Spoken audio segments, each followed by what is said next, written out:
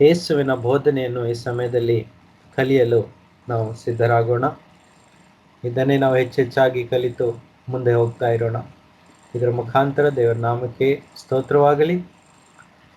ಅವರ ರಾಜ್ಯವು ಬರಲಿ, ನಮ್ಮ ಜೀವಿತವು ಇನ್ನೂ ಫಲವತ್ತಾಗಿ ಬೆಳೆಯಲಿ ಎಂದು ಪ್ರಾರ್ಥಿಸ್ತಾ ಮುಂದೆ ಸರಿಯೋಣ. Thank you Jesus, thank you Jesus. Hallelujah, hallelujah, hallelujah. Thank you Lord, thank you Lord, thank you Lord Jesus. Praise you Lord, praise you Lord. ಬನ್ನಿ ನಾವು ಈ ಸಮಯದಲ್ಲಿ ದೇವರ ವಾಕ್ಯವನ್ನು ಓದುವ. ಎಲ್ಲಕ್ಕಿಂತ ಮೊದಲಾಗಿ ಯೇಸು ಸ್ವಾಮಿ ತನ್ನ ಈ ಲೋಕದ ಸೇವೆಯನ್ನು ಆರಂಭಿಸುವಾಗ ಮೊದಲನೇದಾಗಿ ನಮಗೆ ನೋಡಲಿಕ್ಕೆ ಸಿಗ್ತದೆ, ಈ ವಾಕ್ಯದಿಂದ ತಮ್ಮ ಸೇವೆಯನ್ನು ಆರಂಭಿಸಿದರು ಅಲ್ವಾ? ಆ ವಾಕ್ಯವನ್ನು ಓದಿಕೊಂಡು ಮುಂದೆ ನಾವು ಕಲಿಯೋಣ. ಮತ್ತಾಯನ ಸುವಾರ್ತೆ 4ನೇ ಅಧ್ಯಾಯ 17ನೇ ವಾಕ್ಯದಲ್ಲಿ ನೋಡುವ.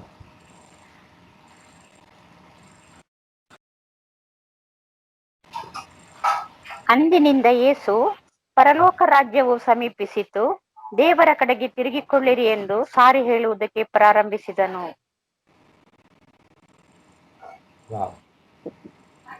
ನೋಡಿ ವಾಕ್ಯ ಏನ್ ಹೇಳ್ತದೆ, ಪುನಃ ಓದಿ ಸಿಸ್ಟರ್. ಅಂದಿನಿಂದ ಯೇಸು, ಪರಲೋಕ ರಾಜ್ಯವು ಸಮೀಪಿಸಿತು, ದೇವರ ಕಡೆಗೆ ತಿರುಗಿಕೊಳ್ಳಿರಿ ಎಂದು ಸಾರಿ ಹೇಳುವುದಕ್ಕೆ ಪ್ರಾರಂಭಿಸಿದನು. ಯೇಸುವಿನ ಮೊದಲನೇ ಸುವಾರ್ತೆ ಸೇವೆಯ ಮೊದಲನೇ ವಾಕ್ಯ ನೋಡಿ, ಮೊದಲನೇ ಬೋಧನೆ ಒಂದು ಆಜ್ಞೆ ರೂಪದಲ್ಲಿ ಹೇಳ್ತಾ ಇದ್ದಾರೆ. ಪರಲೋಕ ರಾಜ್ಯವು ಸಮೀಪಿಸಿತು, ದೇವರ ಕಡೆಗೆ ತಿರುಗಿಕೊಳ್ಳಿರಿ. ಇದು ಪಶ್ಚಾತ್ತಾಪದ ಒಂದು ಆಜ್ಞೆ ಆಗಿದೆ. ಇದು ಇಡೀ ಲೋಕಕ್ಕೆ ಇಂದು ಆಜ್ಞೆ ಆಗಿದೆ. ಇವತ್ತು ತನ್ನ ಸಭೆಗೂ ಸಹ ಆಜ್ಞೆ ಆಗಿದೆ, ತನ್ನ ಮಕ್ಕಳಿಗೂ ಆಜ್ಞೆ ಆಗಿದೆ. ತಮ್ಮ ಸಭೆ ಎಂಬ ದೇವರ ಮನೆಯಲ್ಲಿರುವ ಮಕ್ಕಳಿಗೆ ಇದು ಆಜ್ಞೆ ಆಗಿದೆ. ಏನಿದು? ಪರಲೋಕ ರಾಜ್ಯವು ಸಮೀಪಿಸಿತು, ದೇವರ ಕಡೆಗೆ ತಿರುಗಿಕೊಳ್ಳಿರಿ. ಆಮೆನ್. Thank you Jesus. ನೋಡಿ, ಯೇಸುವಿನ ಮೊದಲನೇ ಹೆಜ್ಜೆ, ಸೇವೆ ಆರಂಭವಾದಾಗ ಮೊದಲನೇ ಹೆಜ್ಜೆ ಇದೆ. ಯಾಕಂದ್ರೆ ಲೋಕವು ಪಾಪದಿಂದ ತುಂಬಿತ್ತು. ಪಾಪದಿಂದ ಮುಕ್ತವಾಗಬೇಕು ಎಂಬುದೇ ದೇವರ ಮೊದಲನೇ ಇಚ್ಛೆಯನ್ನು ಇಲ್ಲಿ ನೋಡಬಹುದು ನಾವು. ಹಲ್ಲೆಲೂಯಾ. ನಮಗೆ ಗೊತ್ತು, ದೇವರಿಗೆ ಒಂದು ಇಷ್ಟ ಇಲ್ಲ, ಅದು ಪಾಪ. ಪಾಪ ಎಂದ್ರೆ ದೇವರು ತುಂಬಾ ಕೋಪಿಸಿಕೊಳ್ತಾರೆ, ನೋವು ಆಗ್ತದೆ, ಅವರಿಗೆ ಕೋಪ ಬರ್ತದೆ, ಆಮೇಲೆ ನ್ಯಾಯ ತೀರಿಸಲಿಕ್ಕೆ ಸ್ಟಾರ್ಟ್ ಮಾಡ್ತಾರೆ. ಆದರೆ ದೇವರಿಗೆ ಸ್ತೋತ್ರ, ಆ ನ್ಯಾಯ ತೀರಿಸುವ ಜಾಗದಲ್ಲಿ ತನ್ನ ಒಬ್ಬನೇ ಪುತ್ರನಾದಂಥ ಯೇಸು ಸ್ವಾಮಿಯನ್ನು ಈ ಭೂಲೋಕಕ್ಕೆ ಕಳಿಸಿಕೊಟ್ಟು, ನಾವು ಶಿಕ್ಷೆಯನ್ನು ಹೊಂದಬೇಕಾದಂಥ ಎಲ್ಲಾ ಶಿಕ್ಷೆಗಳನ್ನು ತನ್ನ ಪುತ್ರನ ಮೇಲೆ ಹಾಕಿ ಶಿಲುಬೆ ಮೇಲೆ ಆತನನ್ನು ಬಲಿಯಾಗಿ ಮಾಡಿದನು. ತನ್ನ ಮಗನನ್ನೇ ಕೊಂದು ಆತನ ರಕ್ತವನ್ನು ಸುರಿಸಿ ಲೋಕದ ಪಾಪಕ್ಕೋಸ್ಕರ ನಿತ್ಯವಾದಂಥ ಒಂದು ಬಲಿದಾನವನ್ನು ಅರ್ಪಿಸಿದರು. ಯಾರು? ಪರಲೋಕದ ತಂದೆ. ಯಾತಕ್ಕಾಗಿ? ನಂಬುವವರೆಲ್ಲರೂ ರಕ್ಷಣೆ ಹೊಂದಬೇಕಾಗಿ, ಪಾಪವನ್ನು ಪರಿಹಾರ ಮಾಡಿಕೊಂಡು ಪರಲೋಕಕ್ಕೆ ಹೋಗ್ಲಿಕ್ಕಿಗೋಸ್ಕರ. ದೇವರ ಮುಖ್ಯವಾದ ಚಿತ್ತವೇನು? ಒಬ್ಬರು ನಾಶವಾಗಬಾರ್ದು, ಎಲ್ಲರೂ ನಿತ್ಯ ಜೀವವನ್ನು ಹೊಂದಬೇಕು, ಯಾರು ನರಕಕ್ಕೆ ಹೋಗಬಾರ್ದು ಎನ್ನುವುದು ದೇವರ ಚಿತ್ತ. ಆದರೆ ಅಲ್ಲಿಯೂ ಸಹ ಆಜ್ಞೆಯಲ್ಲಿ ಈ ಮಾತಾಗಿದೆ, ದೇವರ ಕಡೆಗೆ ತಿರುಗಿಕೊಳ್ಳಿರಿ.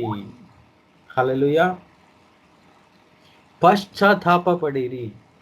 ಈ ಒಂದು ಮಾತು ತನ್ನ ಸೇವೆ ಆರಂಭ ಅಂದಿನಿಂದ ಹಿಡಿದು ಯೇಸು ಸ್ವಾಮಿ ಇಡೀ ತನ್ನ ಶಿಷ್ಯರ ಮುಖಾಂತರವು ಬರುವ ಕಾಲದಲ್ಲಿಯೂ ಸಹ ಈ 2000 ವರ್ಷಗಳಲ್ಲಿ ಎಲ್ಲರ ಮುಖಾಂತರವು ಇದೇ ಸಂದೇಶವನ್ನು ಇವತ್ತು ಸಹ ಕೊಡ್ತಾ ಇದ್ದಾರೆ.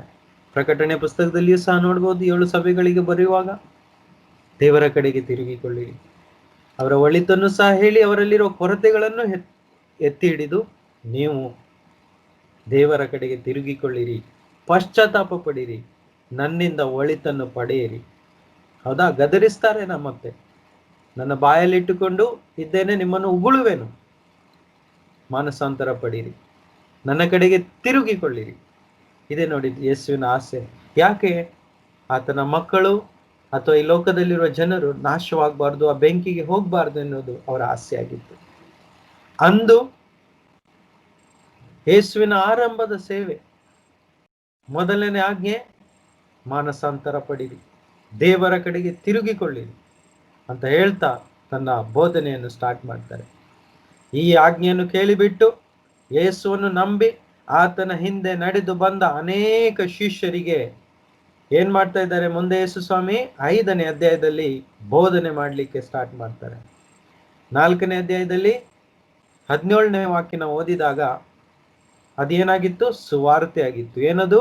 ಪರಲೋಕ ರಾಜ್ಯವು ಹತ್ತಿರವಾಗಿದೆ, ನೀವು ದೇವರ ಕಡೆಗೆ ತಿರುಗಿಕೊಳ್ಳಿರಿ ಅಂತ ಇನ್ನೂ ಅನೇಕ ವಿಷಯಗಳನ್ನು ಹೇಳ್ತಾರೆ. ಯೇಸುವನ್ನು ಅನೇಕರು ನಂಬ್ತಾ ಬರ್ತಾರೆ. ಅಲ್ಲಿ ಅನೇಕ ಶಿಷ್ಯರುಗಳನ್ನು ಮಾಡಿಕೊಳ್ತಾರೆ ಯೇಸು ಸ್ವಾಮಿ. ಯೇಸುವನ್ನು ನಂಬಿ, ಯೇಸುವಿನ ಸುವಾರ್ತೆಯನ್ನು ನಂಬಿ, ಯೇಸುವಿನ ಹಿಂದೆ ನಡೆದು ಬಂದು ಆತನ ಜೊತೆಗಿದ್ದ ಶಿಷ್ಯರನ್ನು ಕೂರಿಸಿಕೊಂಡು ತನ್ನ ಬೋಧನೆಯನ್ನು ಆರಂಭಿಸ್ತಾರೆ.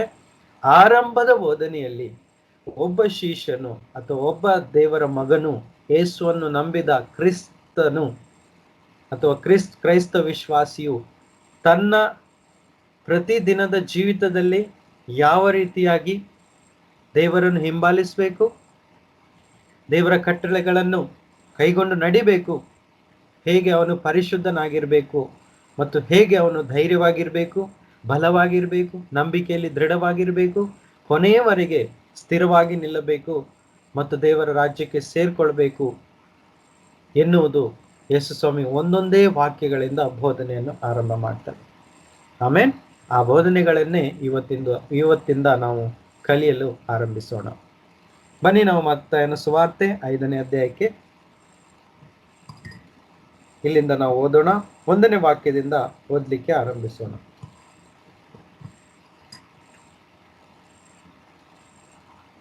ಆತನು ಆ ಜನರ ಗುಂಪುಗಳನ್ನು ಕಂಡು ಬೆಟ್ಟವನ್ನೇರಿ ಕೂತುಕೊಂಡ ತರುವಾಯ ಆತನ ಶಿಷ್ಯರು ಆತನ ಬಳಿಗೆ ಬಂದರು. ಆತನು ಅವರಿಗೆ ಉಪದೇಶ ಮಾಡಿ ಹೇಳಿದ್ದೇನೆಂದರೆ, ಆತ್ಮದಲ್ಲಿ ಬಡವರಾಗಿರುವವರು ಧನ್ಯರು, ಪರಲೋಕ ರಾಜ್ಯವು ಅವರದು.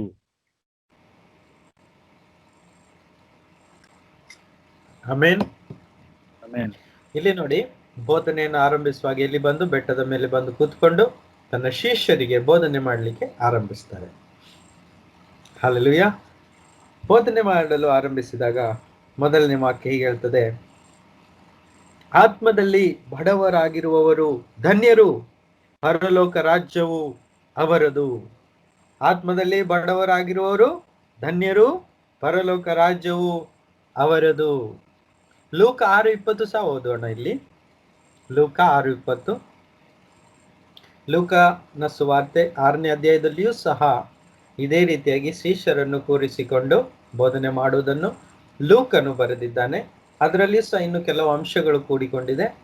ಇದೇ ಬೆಟ್ಟದಲ್ಲಿ ಕೊಟ್ಟಂತ ಸಂದೇಶದಲ್ಲಿ, ಬೋಧನೆಯಲ್ಲಿ ಲೂಕನು ಸಹ ಇನ್ನು ಕೆಲವೊಂದು ವಾಕ್ಯಗಳನ್ನು ಹೆಚ್ಚಾಗಿ ಬರೆದಿದ್ದಾನೆ.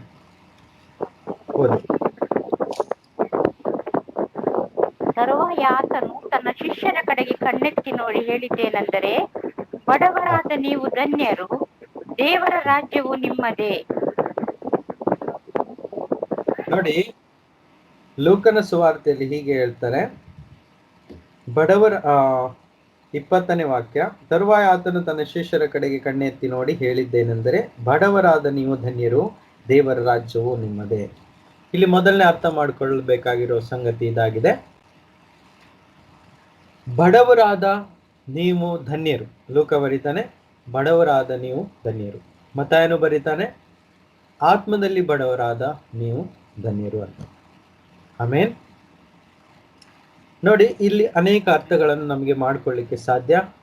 ಮೊದಲನೆಯದಾಗಿ ಸಿಂಪಲ್ ಆದ ಅರ್ಥ ಏನಂತ ಹೇಳಿದ್ರೆ,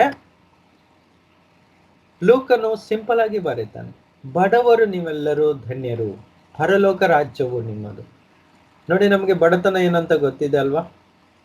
ಯೇಸುವಿನ ಸುವಾರ್ತೆಯಲ್ಲಿ ಅನೇಕ ವಾಕ್ಯಗಳನ್ನು ಮೆಲುಕಿ ಹಾಕಿ ನೋಡಿದಾಗ ನಾನು ಬಡವರಿಗೆ ಸುವಾರ್ತೆಯನ್ನು ಸಾರಲು ಅಂತ ಅನೇಕ ಕಡೆ ಹೇಳಿದ್ದನ್ನು ನಾವು ವಾಕ್ಯಗಳಲ್ಲಿ ನೋಡಿದ್ದೇವೆ. ಹಾಗಾದರೆ ಯೇಸುವಿನ ದೃಷ್ಟಿಯಲ್ಲಿ ಬೋಧನೆಯನ್ನು ಆರಂಭಿಸಿದಾಗ ಮೊಟ್ಟ ಮೊದಲನೇದಾಗಿ ಯಾವ ಒಂದು ವಾಕ್ಯವನ್ನು ಮುಂದಿಡ್ತಾರೆ? ಬಡವರಿಗೋಸ್ಕರ. ಹಲ್ಲೆಲೂಯಾ. ಈ ವಾಕ್ಯವನ್ನು ಕೇಳುವವರಿಗೆ ಒಂದು ಸಂತೋಷದ ಸುದ್ದಿ.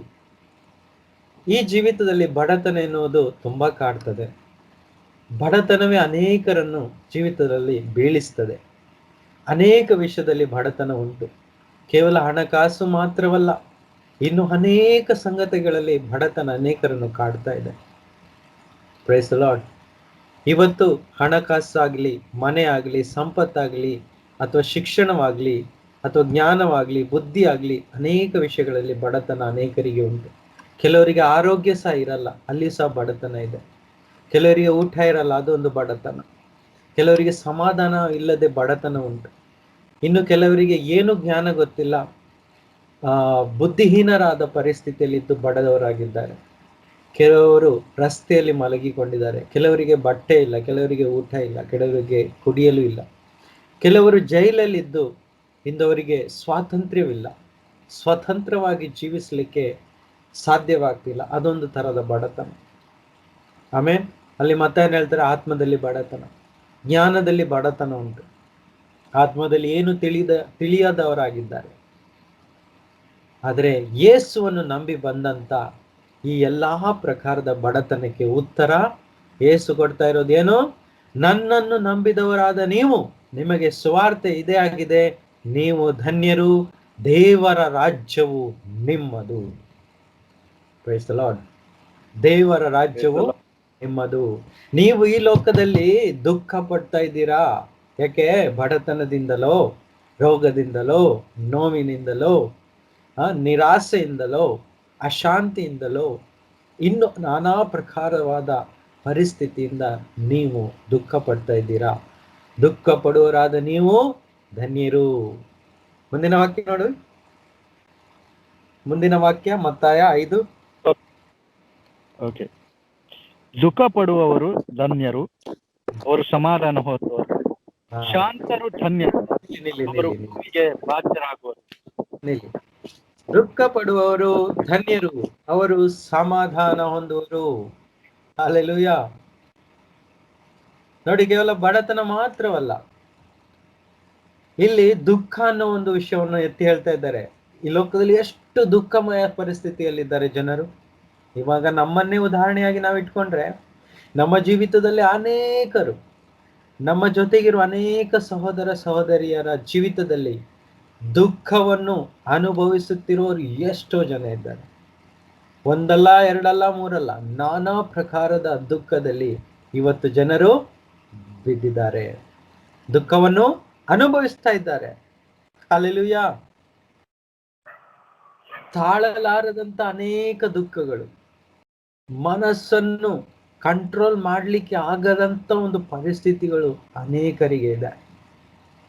ಕೆಲವೊಮ್ಮೆ ಇವಾಗ ಮೊದಲನೇ ವಿಷಯ ಹೇಳಿದ್ವಿ, ಬಡತನವನ್ನೇ ಆಧಾರವಾಗಿ ಇಟ್ಕೊಂಡ್ರೆ ಅನೇಕ ದುಃಖಗಳುಂಟು. ಏನದು?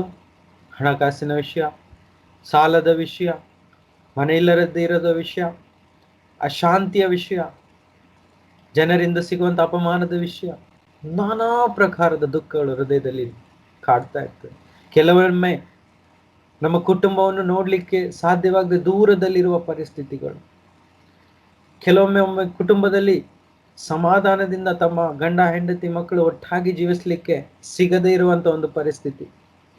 ಇಂಥ ಅನೇಕ ಪರಿಸ್ಥಿತಿಗಳು ನಮ್ಮನ್ನು ದುಃಖದಲ್ಲಿ ಹಾಕ್ತದೆ. ಯೇಸುವಿನ ಸುವಾರ್ತೆ ಇದು. ಏನದು?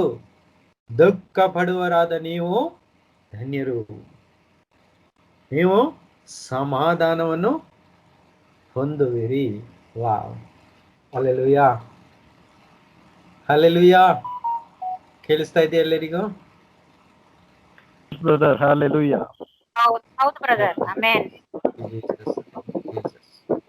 ನೋಡಿ, ಪಟ್ಟವರಾದ ನೀವು ಧನ್ಯರು ಅಂತ ಏನ್ ಮಾಡ್ತಾ ಇದ್ದಾರೆ ಇಲ್ಲಿ ಸ್ವಾಮಿ? ಆಶ್ವಾಸನೆಯನ್ನು ಕೊಡ್ತಾ ಇದ್ದಾರೆ. ಏನ್ ಕೊಡ್ತಾ ಇದ್ದಾರೆ? ಆಶ್ವಾಸನೆಯನ್ನು ಕೊಡ್ತಾ ಇದ್ದಾರೆ. ಇದೇ ಅಲ್ವಾ ಸುವಾರ್ತೆ? ಇವತ್ತು ನಮ್ಮ ಪರಿಸ್ಥಿತಿ ಅದೇ ಆಗಿರ್ಬೋದು. ಎಲ್ಲರ ಜೀವಿತದಲ್ಲಿ ಇಲ್ಲದೆ ಇದ್ರು ಅನೇಕರ ಜೀವಿತದಲ್ಲಿ ಇದಿರುವಾಗ, ಈವನ್ ನಮ್ಮ ಕಣ್ಣೆದುರಲ್ಲಿರುವ ಅನೇಕರ ಜೀವಿತದಲ್ಲಿ ಈ ಪರಿಸ್ಥಿತಿಯನ್ನು ನೋಡುವಾಗ, ಈ ವಾಕ್ಯವನ್ನು ಹೇಳುವಾಗ ಅವರ ಜೀವಿತದಲ್ಲಿ ಜೀವ ತುಂಬುತ್ತದೆ. ಏನದು? ನೀವು ಸಂತೋಷ ಪಡುವಿರಿ, ಸಮಾಧಾನವನ್ನು ಹೊಂದುವಿರಿ. ಇದು ಯೇಸುವಿನ ಬಾಯಿಂದ ಹೊರಡಿದ್ದಂತ ವಾಕ್ಯ. ಅದು ಅವರನ್ನು ಸಮಾಧಾನ ಪಡಿಸ್ತದೆ. Price the Lord. ನಾವು ಕೆಲಸ ಮಾಡುವಂತ ಸ್ಥಳದಲ್ಲಿ ಅನೇಕ ಪರಿಸ್ಥಿತಿಗಳನ್ನು ನಾವು ಎದುರಿಸ್ತೇವೆ. ಕೆಲವೊಮ್ಮೆ ದುಃಖ ಆಗ್ತದೆ. ಕೆಲವರು ನಮ್ಮನ್ನು ಬೈತಾರೆ, ನಮಗೆ ದುಃಖ ಆಗ್ತದೆ. ಕೆಲವರು ನಮ್ಮನ್ನು ಹಿಂಸೆ ಪಡಿಸ್ತಾರೆ. ಅನೇಕ ಸಲ ನಾವೆಲ್ಲರೂ ಹಿಂಸೆಗೊಳಗಾಗಿದ್ದುಂಟಾ ಬೇರೆ ಬೇರೆ ವಿಧದಲ್ಲಿ. ಅಲ್ಲಿರುವ ಸ್ವಾರ್ಥ ಸಮಾಧಾನವನ್ನು ನೀವು ಹೊಂದುವುದು ಯಾರಲ್ಲಿ? ಕ್ರಿಸ್ತ ಯೇಸುವಿನಲ್ಲಿ ಮಾತ್ರ. ಹಾಗಾಗಿ ಹೇಳಿದರು, ಭಾರ ಹೊತ್ತು ಬಳಲಿ ಬೆಂಡಾದವರೇ ನನ್ನ ಬಳಿಗೆ ಬನ್ನಿರಿ, ನಾನು ನಿಮಗೆ ವಿಶ್ರಾಂತಿಯನ್ನು ಕೊಡುವೆನು. ಅದೇ ವಿಶ್ರಾಂತಿ ಏನದು? ಸಮಾಧಾನ. ನಾನು ನನ್ನ ಶಾಂತಿಯನ್ನು ನಿಮಗೆ ಕೊಡುವೆನು. ಈ ಲೋಕವು ನಿಮಗೆ ಕೊಡಲಾಗುವುದಿಲ್ಲ, ಈ ಲೋಕವು ನಿಮಗೆ ಕೊಡುವುದಿಲ್ಲ. ಅಂದ್ರೆ ಈ ಲೋಕದಲ್ಲಿ ನಮಗೆ ಆ ಸಮಾಧಾನ ಸಿಗಲ್ಲ. ಎಷ್ಟೇ ಹುಡುಕಿದರೂ ಅದು ತಾತ್ಕಾಲಿಕವಾಗಿರುತ್ತೆ. ಏನಪ್ಪ, ಒಂದು ಮೂವಿ ನೋಡಿದ್ವಿ, ಏನೋ ಒಂದು ವಿಡಿಯೋ ನೋಡಿದ್ವಿ, ಏನೋ ಒಂದು ಗೇಮ್ ಆಡಿದ್ವಿ, ಅಥವಾ ಬೇರೆ ಏನೋ ಒಂದು ಎಂಟರ್ಟೈನ್ಮೆಂಟ್ಗೆ ಸ್ವಲ್ಪ ಟೈಮನ್ನು ಸ್ಪೆಂಡ್ ಮಾಡಿದ್ವಿ. ಅದು ಅಷ್ಟು ಸಮಯಕ್ಕೆ ಮಾತ್ರವಾಗಿರುತ್ತೆ. ಸ್ವಲ್ಪ ಹೊತ್ತಾದ ಕೂಡ ಏನಾಗುತ್ತೆ? ಪುನಃ ನಮ್ಮ ಜೀವಿತದಲ್ಲಿ ಅಶಾಂತಿ ಬರ್ತದೆ. ಆದ್ರೆ ಕ್ರಿಸ್ತ ಯೇಸುವಿನಲ್ಲಿ ನಿರಂತರವಾಗಿ ನಾವು ನೆಲೆ ನಿಂತುಕೊಂಡಿದ್ದರೆ, ಪ್ರತಿ ಹೆಜ್ಜೆ ಹೆಜ್ಜೆಲು ಅವರ ಜೊತೆ ನಡೀತಾ ಇದ್ದರೆ, ಅವರ ಪ್ರಸನ್ನತೆಯಲ್ಲಿ ನಾವು ತುಂಬಿಕೊಂಡಿದ್ದರೆ, ಆ ಸಮಯದಲ್ಲಿ ನಿರಂತರವಾದ ಸಮಾಧಾನವನ್ನು ನಾವು ಅನುಭವಿಸಲಿಕ್ಕೆ ಸಾಧ್ಯ. Praise the Lord. ಆ ನಿರಂತರವಾದ ಸಮಾಧಾನ ಕ್ರಿಸ್ತ ಯೇಸುವಿನ ಜೊತೆಗಿರುವ ಅನ್ಯೋನ್ಯತೆಯಲ್ಲಿ ಮಾತ್ರ ಸಿಗ್ತದೆ. ಎಲ್ಲಿ ಸಿಗ್ತದೆ? ಕ್ರಿಸ್ತ ಯೇಸುವಿನ ಜೊತೆಗಿರುವ ಅನ್ಯೋನ್ಯತೆ. ಅಂದ್ರೆ ಪ್ರತಿ ಸೆಕೆಂಡ್, ಪ್ರತಿ ನಿಮಿಷ, ಪ್ರತಿ ಗಂಟೆ, ಪ್ರತಿ ದಿನ ಯೇಸುವನ್ನೇ ನೆನೆಸುತ್ತಾ, ಆತನ ವಾಕ್ಯಗಳನ್ನೇ ಧ್ಯಾನಿಸುತ್ತಾ, ಆತನ ಜೊತೆ ಪ್ರಾರ್ಥನೆ ಮಾಡುತ್ತಾ, ಆತನನ್ನು ಸ್ತುತಿಸುತ್ತಾ, ಗಾನಗಳಿಂದ ಆತನನ್ನು ಮಹಿಮೆ ಪಡಿಸ್ತಾ ಇರುವಾಗ, ಆತನ ಪರಲೋಕದ ಶಾಂತಿ, ನಿತ್ಯವಾದ ಶಾಂತಿ, ನಮ್ಮನ್ನು ದುಃಖದಿಂದ ಬಿಡಿಸುವಂತ ಶಾಂತಿ ನಮ್ಮ ಹೃದಯದಲ್ಲಿ ಏನ್ ಮಾಡ್ತದೆ? ಆಳುತ್ತದೆ. ಆ ಶಾಂತಿಯನ್ನು ಹೊರಗೆ ಓಡಿಸ್ತದೆ. ಇದು ಯೇಸುವಿನ ಬೋಧನೆ. ದುಃಖ ಪಡ್ತಾ ಇದ್ದೀರಾ? ಸಮಾಧಾನ ನಿಮಗೆ. This is the blessing. ಇದೇ ಆಶೀರ್ವಾದ. ಎಷ್ಟು ಸಿಂಪಲ್ ಆಗಿದೆ ಆಶೀರ್ವಾದ. ಹಲ್ಲೆಲೂಯಾ.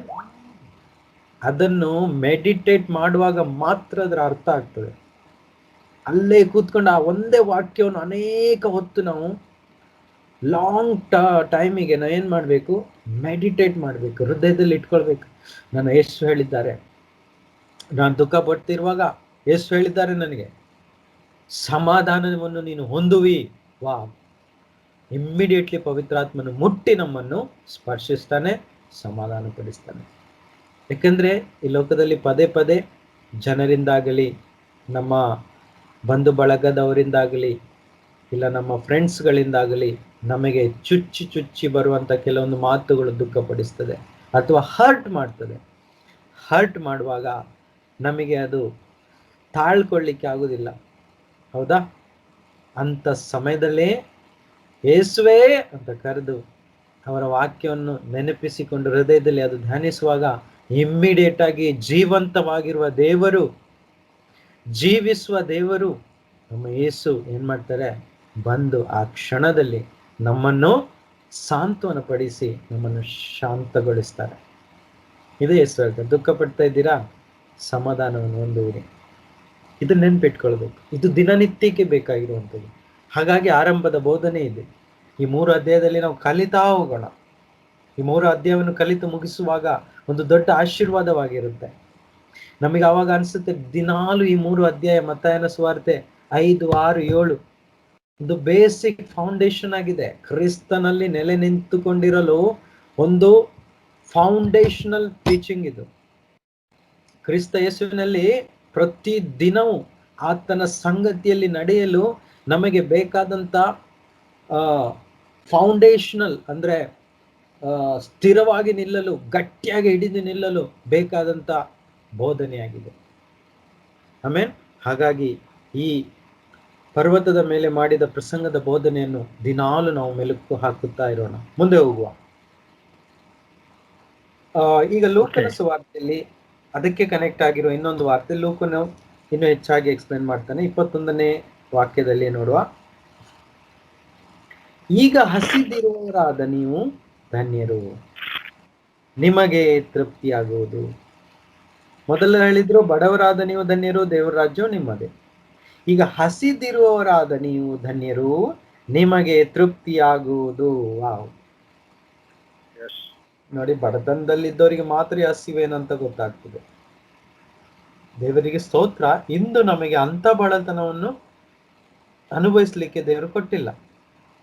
ಎಷ್ಟೇ ಕಷ್ಟ ಇದ್ರು 3 ಹೊತ್ತಿಗೆ ಬೇಕಾದಂತ ಊಟ ಎಲ್ಲಿಂದಾದ್ರೂ ದೇವರು ದಯಪಾಲಿಸ್ತಾ ಇದ್ದಾರೆ. ಆತನಿಗೆ ಸ್ತೋತ್ರ. ಯಾರು ಸಹ ಉಪವಾಸ ಇಲ್ಲ. ನನ್ನ ಹತ್ರ ರೊಟ್ಟಿ ಇಲ್ಲ, ಮನೆಯಲ್ಲಿ ಅಡಿಗೆಗೆ ಸಾಮಾನಿಲ್ಲ ಅಂತ ಹಸಿದಿಂದ ಇರುವವರು ತುಂಬಾ ಕಡಿಮೆ.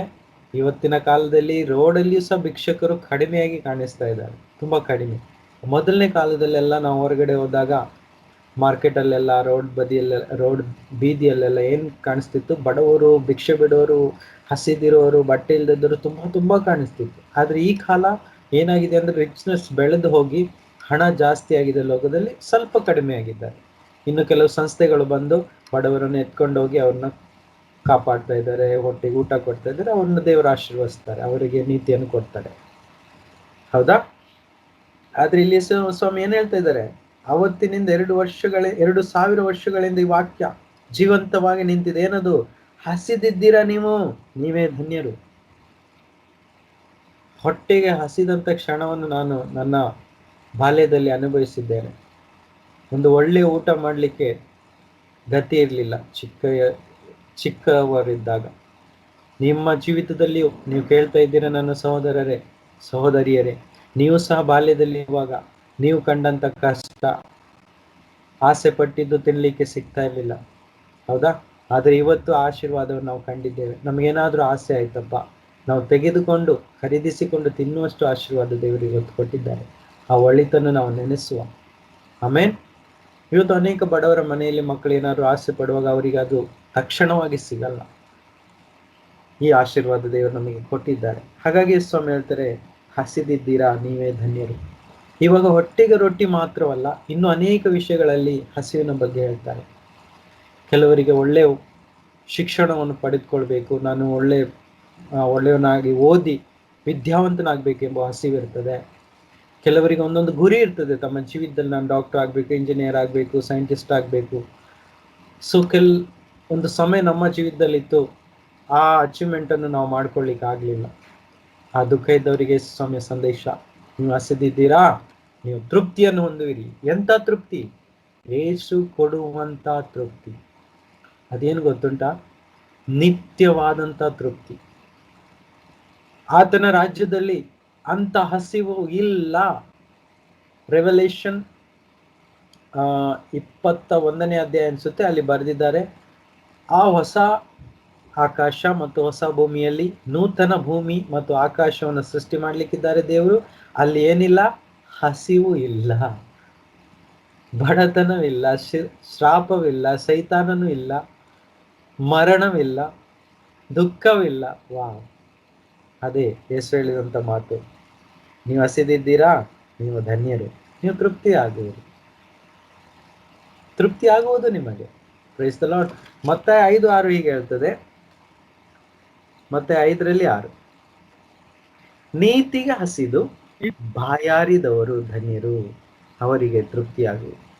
ಇಲ್ಲಿ ಹೊಟ್ಟೆ ಊಟದ ಬಗ್ಗೆ ಹೇಳ್ತಾ ಇಲ್ಲ, ಆತ್ಮದ ಊಟದ ಬಗ್ಗೆ ಹೇಳ್ತಾ ಇದ್ದಾರೆ. ನಮ್ಮ ಆತ್ಮಕ್ಕೆ ಬೇಕಾಗಿರುವಂತ ವಾಕ್ಯವೆಂಬ ರೊಟ್ಟಿಯ ಬಗ್ಗೆ ಸ್ವಾಮಿ ಹೇಳ್ತಾ ಇದ್ದಾರೆ. ನೀತಿ ಅಂದ್ರೆ ಯೇಸುವಿನ ವಾಕ್ಯದಲ್ಲಿರುವ ನೀತಿ. ಆಯ್ತಾ? ಮತ್ತೆ 6:33 ನಮಗೆ ಗೊತ್ತುಂಟಾ? ಮೊದಲು ಹುಡುಕಿರಿ ದೇವರ ರಾಜ್ಯವನ್ನು ಮತ್ತು ಆತನ ನೀತಿಯನ್ನು ಅಂತ ಹೇಳಿದ್ರೆ ಆತನ ವಾಕ್ಯವನ್ನು ಹುಡುಕುವುದು. ಯಾಕೆಂದ್ರೆ ಎಲ್ಲಾ ತರದ ನೀತಿಯ ಶಿಕ್ಷಣ ಎಲ್ಲಿದೆ? ಆತನ ವಾಕ್ಯದಲ್ಲಿದೆ. ಹಾಗಾದ್ರೆ ನೀತಿ ಅಂದ್ರೆ ಏನು? ಆತನ ವಾಕ್ಯ. ವಾಕ್ಯಕ್ಕೆ ಬಾಯಾರಿದವರು ಧನ್ಯರು, ಅವರಿಗೆ ತೃಪ್ತಿಯಾಗುವುದು. ಅಂದ್ರೆ ವಾಕ್ಯದ ಬಗ್ಗೆ ಇನ್ನೂ ಹೆಚ್ಚಾಗಿ ತಿಳಿದುಕೊಳ್ಳಲು ಆಸೆ ಪಡ್ತಾರಲ್ಲ, ನನಗೆ ಅದು ತಿಳಿಬೇಕು, ಈ ವಾಕ್ಯದ ಅರ್ಥ ತಿಳಿಬೇಕು, ಆ ವಾಕ್ಯದ ಅರ್ಥ ತಿಳಿಬೇಕು, ಇನ್ನು ನಾನು ವೃದ್ಧಿ ಆಗ್ಬೇಕು, ಅಭಿವೃದ್ಧಿ ಆಗ್ಬೇಕು, ಆತ್ಮದಲ್ಲಿ ಬೆಳಿಬೇಕು, ಅನೇಕ ಫಲವನ್ನು ತರಬೇಕು, ಅನೇಕ ಗೊತ್ತಿಲ್ಲದ ಸಂಗತಿಗಳು ನಾನು ತಿಳಿಬೇಕು ದೇವರ ರಾಜ್ಯದ ಬಗ್ಗೆ. ಅಂಥವರಿಗೆ ದೇವರು ಏನ್ ಮಾಡ್ತಾರೆ? ಯೇಸು ಸ್ವಾಮಿನೇ ಹೇಳಿದ್ದಾರೆ, ದೇವರು ಏನು ಇಷ್ಟಪಟ್ಟರಂತೆ?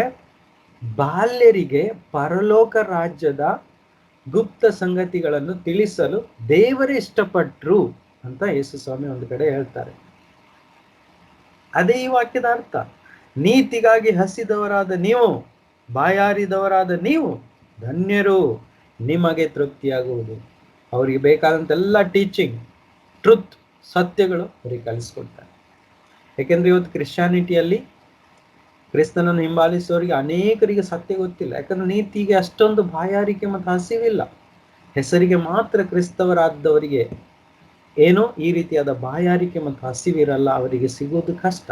ಅದು ಯೇಸು ಹೇಳ್ತಾರೆ, ನೀತಿಗಾಗಿ, ಸತ್ಯಕ್ಕಾಗಿ, ನನ್ನ ವಾಕ್ಯಕ್ಕಾಗಿ ಬಾಯಾರಿದರೆ, ಹಸಿದರೆ ನಿಮಗೆ ತೃಪ್ತಿಯಾಗುವುದು.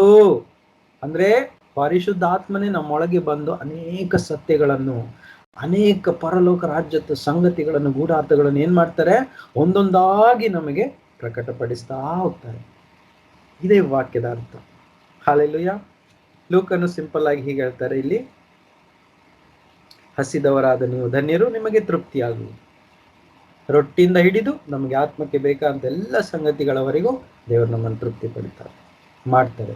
ಅದಕ್ಕೆ ಏನ್ ಮಾಡ್ಬೇಕು? ನಮ್ಮ ಕಡೆ ಇರುವ ಕೆಲಸ, ಅದಕ್ಕೆ ಆಸೆ ಪಡಬೇಕು, ಬಾಯಾರಿಕೆ ಇರಬೇಕು, ಹಸಿವು ಇರಬೇಕು. ನನಗೆ ಇವಾಗ ಹಸಿವೇನೇ ಇಲ್ಲ, ಬಾಯಾರಿಕೆನೇ ಇಲ್ಲ, ನಾನು ಹೇಗೆ ತೃಪ್ತಿಯನ್ನು ಹೊಂದಬೇಕು?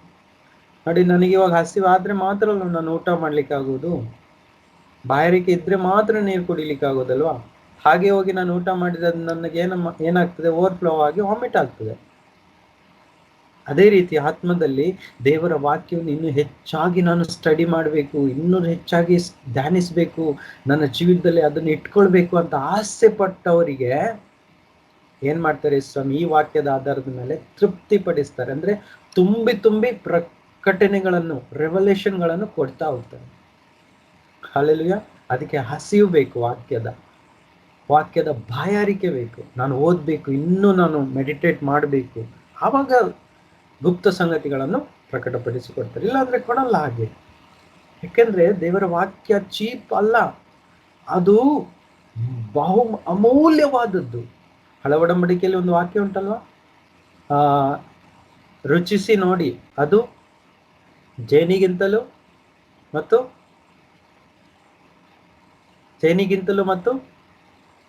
ಹೇಳಿ, ಸಿಹಿ ಆದದ್ದು, ಜೇನಿಗಿಂತಲೂ ಸಿಹಿ ಆದದ್ದು. ಹಲ್ಲೆಲೂಯಾ.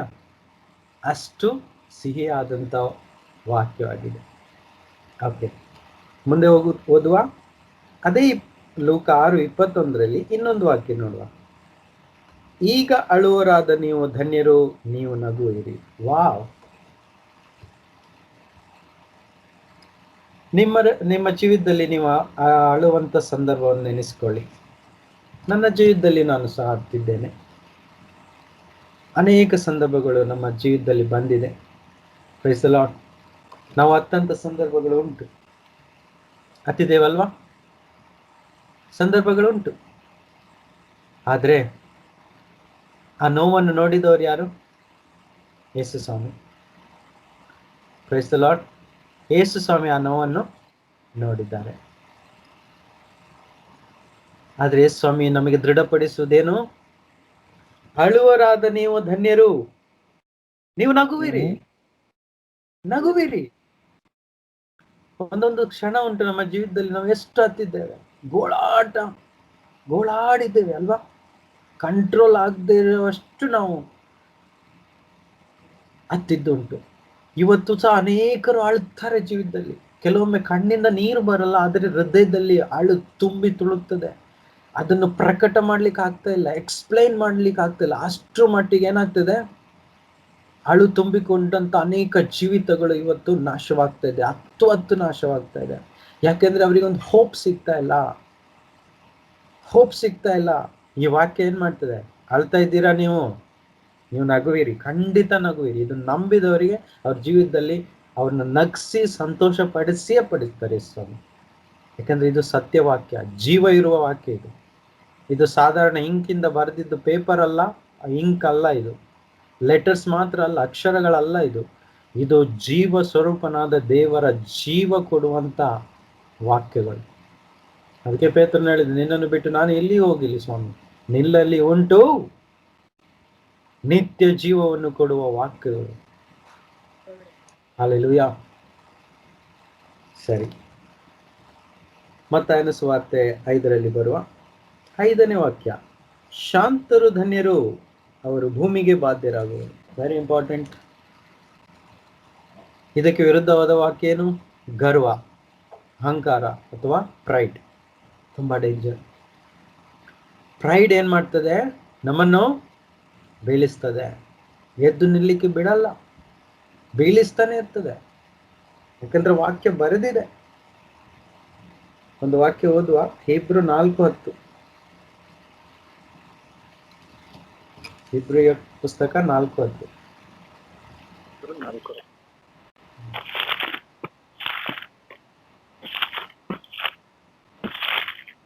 ಹೀಬ್ರು 4:10. ಓಕೆ.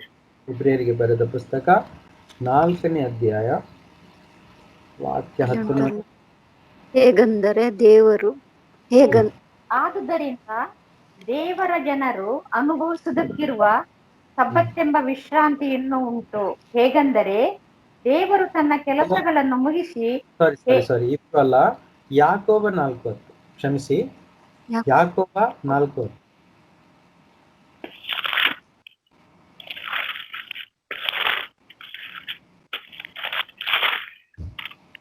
ಯಾಕೋಬ 4:10. ಕರ್ತನ ಸಹೋದರರೇ, ನಿಮ್ಮನ್ನು ತಗ್ಗಿಸಿಕೊಳ್ಳಿರಿ, ಆಗಲಾತನು ನಿಮ್ಮನ್ನು ಮೇಲಕ್ಕೆ ತರುವನು.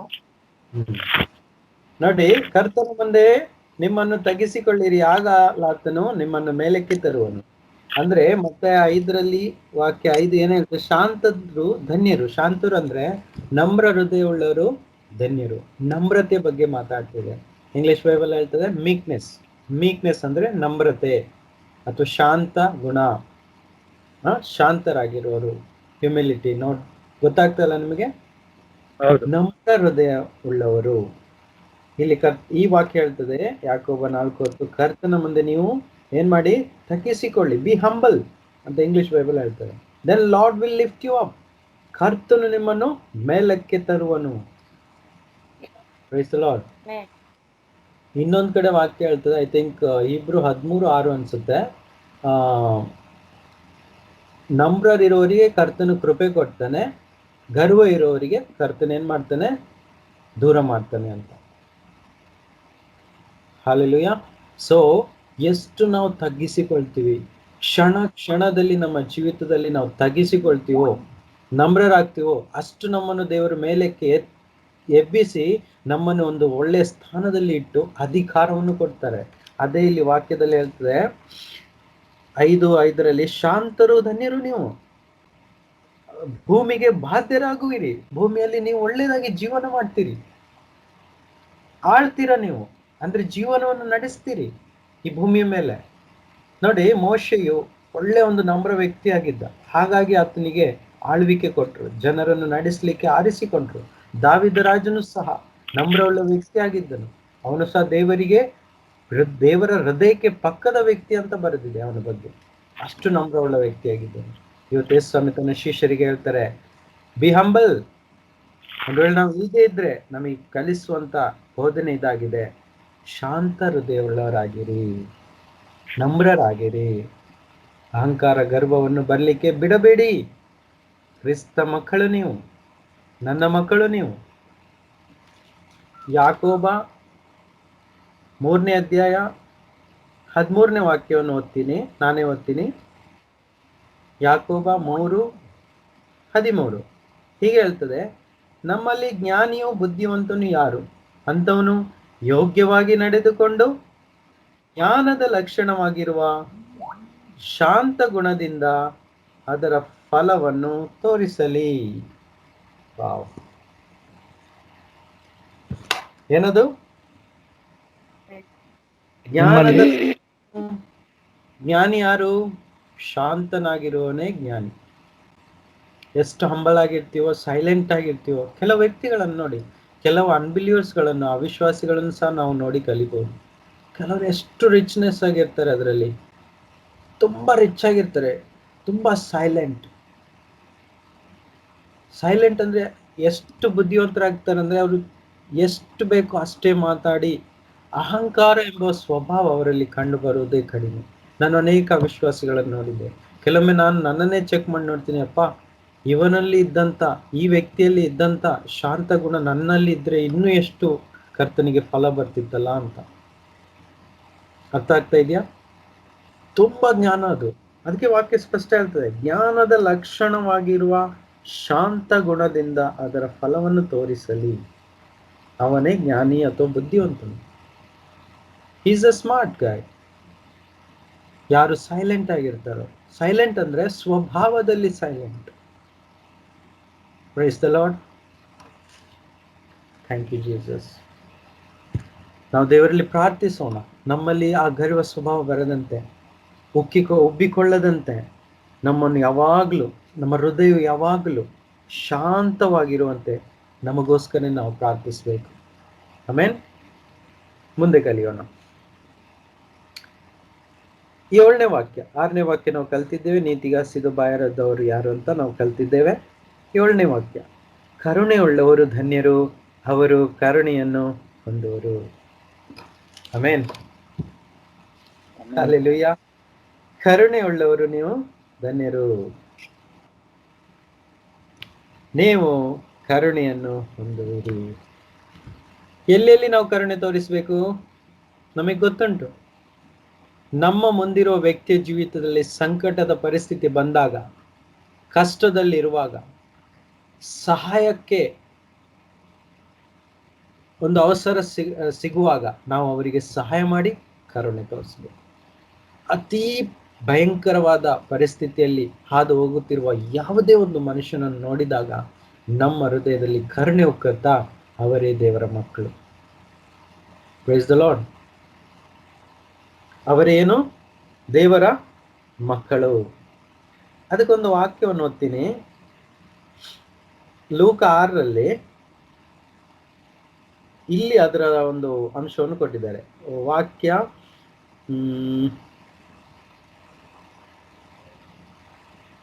ಓಕೆ, 36ನೇ ವಾಕ್ಯ, ಲೂಕ 6:36. ನಾನು ಓದ್ತೀನಿ. ಲೂಕ 6:36. ಲೂಕ 6:36 ಹೀಗೆ ಹೇಳ್ತದೆ, ನಿಮ್ಮ ತಂದೆ ಕರುಣೆ ಉಳ್ಳವನಾಗಿರುವ ಪ್ರಕಾರವೇ ನೀವು ಕರುಣೆ ಉಳ್ಳವರಾಗಿರಿ. ವಾವ್, ನೋಡಿದ್ರಾ? ನಮ್ಮ ಪರಲೋಕದ ತಂದೆ ತುಂಬಾ ಕರುಣೆ ಉಳ್ಳವರು. ಅವರ ಕರುಣೆ ಇದ್ದಿದ್ದಕ್ಕೋಸ್ಕರ ಇವತ್ತು ನಾವೆಲ್ಲರೂ ರಕ್ಷಣೆ ಮಾರ್ಗದಲ್ಲಿದ್ದೇವೆ. ಅಥವಾ ಇಲ್ಲವಾದ್ರೆ ನಮ್ಮಂತಹ ಪಾಪಿಗಳು ಉಂಟಾ ಈ ಲೋಕದಲ್ಲಿ? ನಾನು ನನ್ನನ್ನೇ ನೋಡ್ಕೊಂಡು ಹೇಳ್ತೀನಿ, ನನ್ನಂತ ಒಬ್ಬ ಪಾಪಿ ವ್ಯಕ್ತಿ ಲೋಕದಲ್ಲಿ ಬೇರೆಯೊಬ್ಬರು ಇದ್ರ ಅಂತ. ಇದ್ದಾರೆ, ಆದ್ರೂ ಸಹ ನನ್ನಲ್ಲಿರುವ ಪಾಪಗಳನ್ನು ನೆನೆಸುವಾಗ, ಅರೆ ಅಷ್ಟೊಂದು ಪಾಪಿಯಾಗಿದ್ದ ನನ್ನನ್ನು ಯೇಸು ಕರೆದರು, ನನ್ನನ್ನು ಹುಡುಕಿಕೊಂಡು ಬಂದರು, ಈ ಪಾಪಿಯನ್ನು ಪ್ರೀತಿ ಮಾಡಿದ್ರಲ್ವಾ, ಎಂಥ ಕರುಣೆ ಅಂತ. ಸಾವಿರಾರು ಪಾಪಗಳಿದ್ರೂ ಸಹ ನನ್ನನ್ನು ಪ್ರೀತಿ ಮಾಡಿದಂತ ಆ ಕರುಣೆಯುಳ್ಳ ಹೃದಯವನ್ನು ನೋಡಿ ನಾವು ತಿಳಿಬೇಕಾಗಿದ್ದು, ನಾವು ಸಹ ಆತನ ಮಕ್ಕಳಾಗಿರುವ ನಾವು ಏನ್ ಮಾಡ್ಬೇಕು? ಆತನಂತೆಯೇ ಕರುಣೆಯುಳ್ಳವರಾಗಿರ್ಬೇಕು. ಹಲ್ಲೆಲೂಯಾ. ನೋಡಿ, ಆತನಂತೂ ಉಪಕಾರ ನೆನಸದವರಿಗೂ ಕೆಟ್ಟವರಿಗೂ ಉಪಕಾರಿಯಾಗಿದ್ದಾನೆ. ಅದೇ ತಂದೆಯ ಕರುಣೆ. ಅಲ್ಲೇ 36ನೇ ವಾಕ್ಯದ ಮೇಲೆ ಹೇಳ್ತದೆ. ಲೂಕ 6:35ರಲ್ಲಿ ಏನ್ ಹೇಳ್ತದೆ? ನೀವು ಪರಾತ್ಪರನ ಮಕ್ಕಳಾಗಿರಿ, ಆತನಂತೂ ಉಪಕಾರವನ್ನು ನೆನೆಸದವರಿಗೂ ಕೆಟ್ಟವರಿಗೂ ಉಪಕಾರಿಯಾಗಿದ್ದಾನೆ. ಹೀಗೆ ನಿಮ್ಮ ತಂದೆ ಕರುಣೆಯುಳ್ಳವರಾಗಿರುವ ಪ್ರಕಾರ ನೀವು ಕರುಣೆಯುಳ್ಳವರಾಗಿರಿ. ಕರುಣೆ ಎಂಥ ಸಮಯದಲ್ಲಿ? ಕೆಟ್ಟವರಿಗೂ ಕರುಣೆ ತೋರಿಸ್ತಾರೆ ದೇವರು. ಉಪಕಾರಕ್ಕೆ ಥ್ಯಾಂಕ್ಸ್ ಅನ್ನು ಹೇಳದಂತ ಜನರಿಗೂ ದೇವರು ಉಪಕಾರಿಯಾಗಿದ್ದಾನೆ. ಯಾವ ರೀತಿ? ಇವತ್ತೆಲ್ಲರಿಗೂ ಮಳೆ ಸುರಿಸಿ ಗದ್ದೆಯಲ್ಲಿ ಬೆಳೆಯನ್ನು ಕೊಡ್ತಾ ಇದ್ದಾರ ಲೋಕಕ್ಕೆ. ಎಲ್ಲರೂ ಪರಿಶುದ್ಧರ ಅಲ್ಲ, ಎಲ್ಲರೂ ದೇವರನ್ನು ಅರಿತವರ ಅಲ್ಲ. ಆದ್ರೆ ಎಲ್ಲರಿಗೂ ರೊಟ್ಟಿಯನ್ನು ಕೊಡ್ತಾ ಇದ್ದಾರ, ಎಲ್ಲರಿಗೂ ಕೆಲಸ ಕೊಡ್ತಾ ಇದ್ದಾರ, ಆರೋಗ್ಯ ಕೊಡ್ತಾ ಇದ್ದಾರ, ಅನೇಕರಿಗೆ ಸಂತೋಷವಾದ ಜೀವಿತ ಕೊಡ್ತಾ ಇದ್ದಾರೆ. ಅವರ ಉಪಕಾರ ನೆನೆಸಲ್ಲ, ದೇವರನ್ನು ನೆನೆಸಲ್ಲ, ಸತ್ಯ ದೇವರನ್ನು ತಿಳಿದಿಲ್ಲ, ಆದ್ರೂ ಅವರು ಆಶೀರ್ವಾದವನ್ನು ಹೊಂದಿದಾರ. ಯಾಕೆ ಹೇಳಿ? ನಮ್ಮ ತಂದೆ ಕರುಣೆಯುಳ್ಳವರು. ಅದಕ್ಕೆ ನಮಗೆ ಕಲಿಸ್ತಾ ಇದ್ದಾರೆ, ಯೇಸು ಸ್ವಾಮಿ ಬೋಧನೆ ಮಾಡ್ತಿದ್ದಾರೆ, ನಿಮ್ಮ ಸ್ವರ್ಗೀಯ ತಂದೆ ಎಷ್ಟು ಕರುಣೆಯುಳ್ಳವರಾಗಿದ್ದಾರೆ ನೋಡಿ, ಅವರು ಉಪಕಾರ ನೆನೆಸದವರಿಗೂ ಸಹ ಅವರು ಉಪಕಾರಿಯಾಗಿದ್ದಾರೆ. Wow, hallelujah. ಕೆಟ್ಟವರಿಗೂ ಸಹ ಅವರು ಉಪಕಾರಿಯಾಗಿದ್ದಾರೆ. ಆ ರೀತಿಯಾಗಿ ನಾವು ಕರುಣೆಯುಳ್ಳವರಾಗಿರ್ಬೇಕು. ಆಮೇನ್. ಕರುಣೆ ನಮಗೆ ಯಾರು ಕರುಣೆ ತೋರಿಸ್ತೀರೋ ಅವ್ರಿಗೆ ಮಾತ್ರ ಅಲ್ಲ, ನಮಗೆ ಕೆಟ್ಟದನ್ನು ಮಾಡಿದವರಿಗೂ ಕರುಣೆ ನಾವು ತೋರಿಸ್ತೀವಲ್ಲ, ಅದೇ ನಿಜವಾದ ಕರುಣೆ. ಅದರಲ್ಲಿದೆ ನಿಜವಾದ ಒಂದು ಕರುಣೆಯ ಅರ್ಥ. ಆಮೇನ್.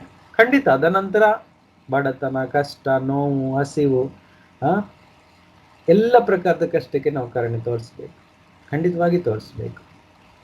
ಹೌದಾ? ಎಷ್ಟೋ ಬಡವರಿದ್ದಾರೆ ಇವತ್ತು. ನಮ್ಮಿಂದ ಆಗುವಂತ ಎಲ್ಲಾ ಪ್ರಕಾರದಲ್ಲಿ, ಬಟ್ಟೆಯಿಂದ, ರೊಟ್ಟಿಯಿಂದ, ಹಣದಿಂದ, ಬೇರೆ ಬೇರೆ ನಮ್ಮ ಕೈಯಿಂದ ಕೆಲವೊಮ್ಮೆ ಕೆಲಸ ಮಾಡಿ ಅವರಿಗೆ ಏನಾದ್ರೂ ಒಂದು ಹೆಲ್ಪ್ ಮಾಡಿ ಬರುವುದೇ ಒಂದು ಕರುಣೆ ತೋರಿಸುವಂತ ರೀತಿಯಾಗಿದೆ.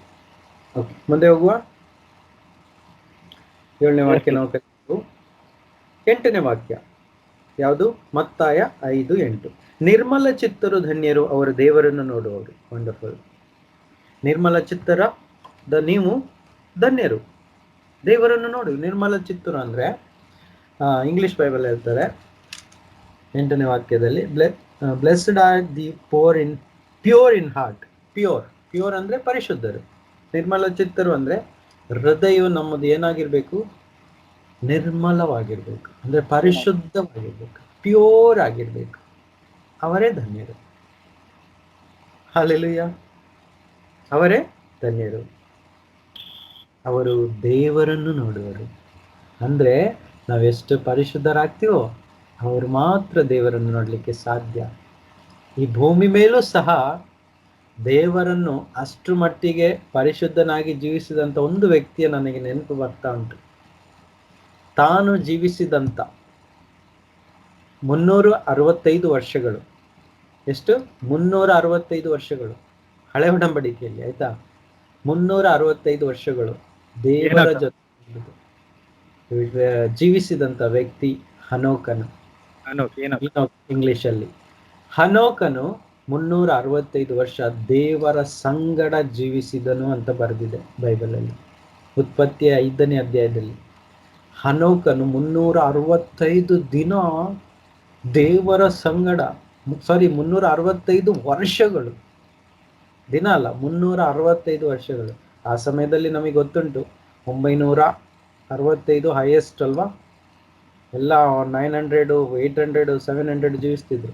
ಅದರಲ್ಲಿ ಹನೋಕನು 365 ವರ್ಷಗಳು ಬದುಕಿ ದೇವರ ಜೊತೆ ಬದುಕಿದನು, ಅಷ್ಟು ಪರಿಶುದ್ಧವಾಗಿ. ಹಾಗಾಗಿ ಅವನು ಸತ್ತಿಲ್ಲ, ಏನಾದ? ಅವನು ಮಾರ್ಪಾಡಾಗಿ ಹೋದ, ಅಂದ್ರೆ ಅವನು ಹಾಗೇ ಸ್ವರ್ಗಕ್ಕೆ ಹೋದ. ಅದ್ರ ಜಾಸ್ತಿ ಆಳ ನಮಗೆ ಬೇಡ. ಅಂದ್ರೆ ಅರ್ಥ, ಪರಿಶುದ್ಧರಾಗಿರುವವರು ದೇವರನ್ನು ಕಾಣ್ತಾರೆ. Price the lord. ದೇವರಿಗೆ ಸ್ತೋತ್ರ. ಹೊಸ ಒಡಂಬಡಿಕೆಯಲ್ಲಿ ಇನ್ನೂ ಸಹ ಒಂದು ಅದ್ಭುತ ವಿಷಯ. ಪೌಲನು ಎಷ್ಟು ಕೆಟ್ಟವನಾಗಿದ್ದ. ಅವನಿಗೆ ಕರೆ ಬರುವಾಗ ಅವನ ಎದುರಲ್ಲಿ ಯೇಸು ಸ್ವಾಮಿಯಲ್ಲಿ ಪ್ರತ್ಯಕ್ಷನಾಗ್ತಾರೆ. ಹಲ್ಲೆಲೂಯಾ. ಕರೀತಾರೆ, ಮಾತಾಡ್ತಾರೆ ಹತ್ತಿರದಿಂದ. ಒಂದು ದರ್ಶನ ಅವನ ಕಣ್ಣಿಗೆ ಬಿದ್ದವನ ಕಣ್ಣು ಕುರುಡಾಗ್ತದೆ. ಆ ಪರಿಶುದ್ಧತೆಯನ್ನು ನೋಡ್ಲಿಕ್ಕೆ ಆಗ್ಲಿಲ್ಲ.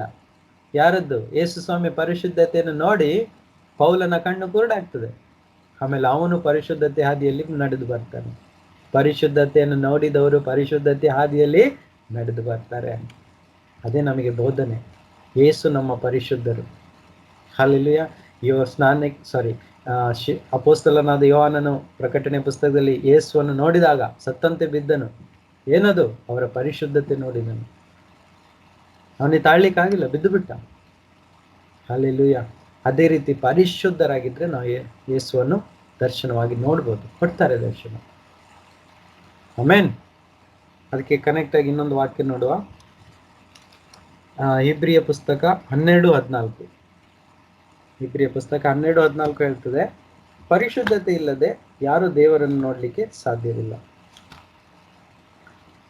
ಟೀಚಿಂಗ್ ಸ್ವಲ್ಪ ಉದ್ದ ಹೋಗ್ತಾ ಉಂಟು, ಇವತ್ತು ಮಾತ್ರ ಸ್ವಲ್ಪ ಲಾಂಗ್ ಆಗಿ ತಗೊಳ್ತೀನಿ, ಆಯ್ತಾ? ಯಾಕಂದರೆ ಈ ಬಿಯಾಟಿಟ್ಯೂಡ್ಸ್ ಇದೆಯಲ್ಲ, ಆಶೀರ್ವಾದದ ವಾಕ್ಯಗಳು, ಅದನ್ನು ಕಂಪ್ಲೀಟ್ ಮಾಡುವ ಸ್ವಲ್ಪ ಹೊತ್ತಲ್ಲೇ. ಕನ್ನಡ ಸಮಾಧಾನದಿಂದಿರುವುದಕ್ಕೂ ಪರಿಶುದ್ಧತೆಯನ್ನು ಹೊಂದುವುದಕ್ಕೂ ಪ್ರಯತ್ನ ಮಾಡಿರಿ. ಪರಿಶುದ್ಧತೆ ಇಲ್ಲದೆ ಯಾವನೂ ಕರ್ತನನ್ನು ಕಾಣುವುದಿಲ್ಲ. ಪರಿಶುದ್ಧತೆ ಇಲ್ಲದೆ ಯಾರು ಸಹ ಕರ್ತನನ್ನು ಕಾಣುವುದಿಲ್ಲ. ನೋಡಿದ್ರಾ? ಹೋಲಿನೆಸ್, ಪರಿಶುದ್ಧತೆ ತುಂಬಾ ಮುಖ್ಯ. ಹಾಗಾದ್ರೆ ಯೇಸು ಸ್ವಾಮಿ ಏನ್ ಹೇಳ್ತಾರೆ? ಪರಿಶುದ್ಧರಾದ ನೀವು, ನಿರ್ಮಲ ಚಿತ್ತರಾದ ನೀವು ಧನ್ಯರು, ನೀವು ದೇವರನ್ನು ನೋಡುವಿರಿ. ಇದು ಒಂದು ಆಜ್ಞೆ, ಹೌದಾ? ನೀವು ಪರಿಶುದ್ಧರಾಗಿರ್ಬೇಕು. ನಿಮ್ಮ ತಂದೆ, ಪರಲೋಕದ ತಂದೆ ಹೇಗೆ ಪರಿಶುದ್ಧರಾಗಿದ್ದಾರೋ ನೀವು ಸಹ ಪರಿಶುದ್ಧರಾಗಬೇಕು. ನಿಮ್ಮ ಪರಲೋಕದ ತಂದೆ ಹೇಗೆ ಪರ್ಫೆಕ್ಟ್ ಆಗಿದ್ದಾರೋ ನೀವು ಸಹ ಪರ್ಫೆಕ್ಟ್ ಆಗಿರ್ಬೇಕು ಅಂತ ಇದೇ ಮುಂದಿನ ಅಧ್ಯಾಯದಲ್ಲಿ ಕಲಿಸ್ತಾರೆ. Hallelujah, hallelujah. ಸೊ ಪರಿಶುದ್ಧತೆ ದೇವರಿಗೆ ತುಂಬಾ ತುಂಬಾ ತುಂಬಾ ಮುಖ್ಯವಾದ ಒಂದು ಸಂಗತಿ. ಯಾಕಂದ್ರೆ ನಮ್ಮ ದೇವರು ಪರಿಶುದ್ಧರು. ಪರಿಶುದ್ಧತೆ ಇಲ್ಲದೆ ಅವರನ್ನು ನೋಡ್ಲಿಕ್ಕೆ ಸಾಧ್ಯವಿಲ್ಲ. ಹಾಗಾದ್ರೆ ನಾವು ಪರಿಶುದ್ಧರಾಗುವುದು ಹೇಗೆ? ಅದನ್ನು ಸಹ ಕಲಿತಿದ್ದಾರೆ ಸ್ವಾಮಿ.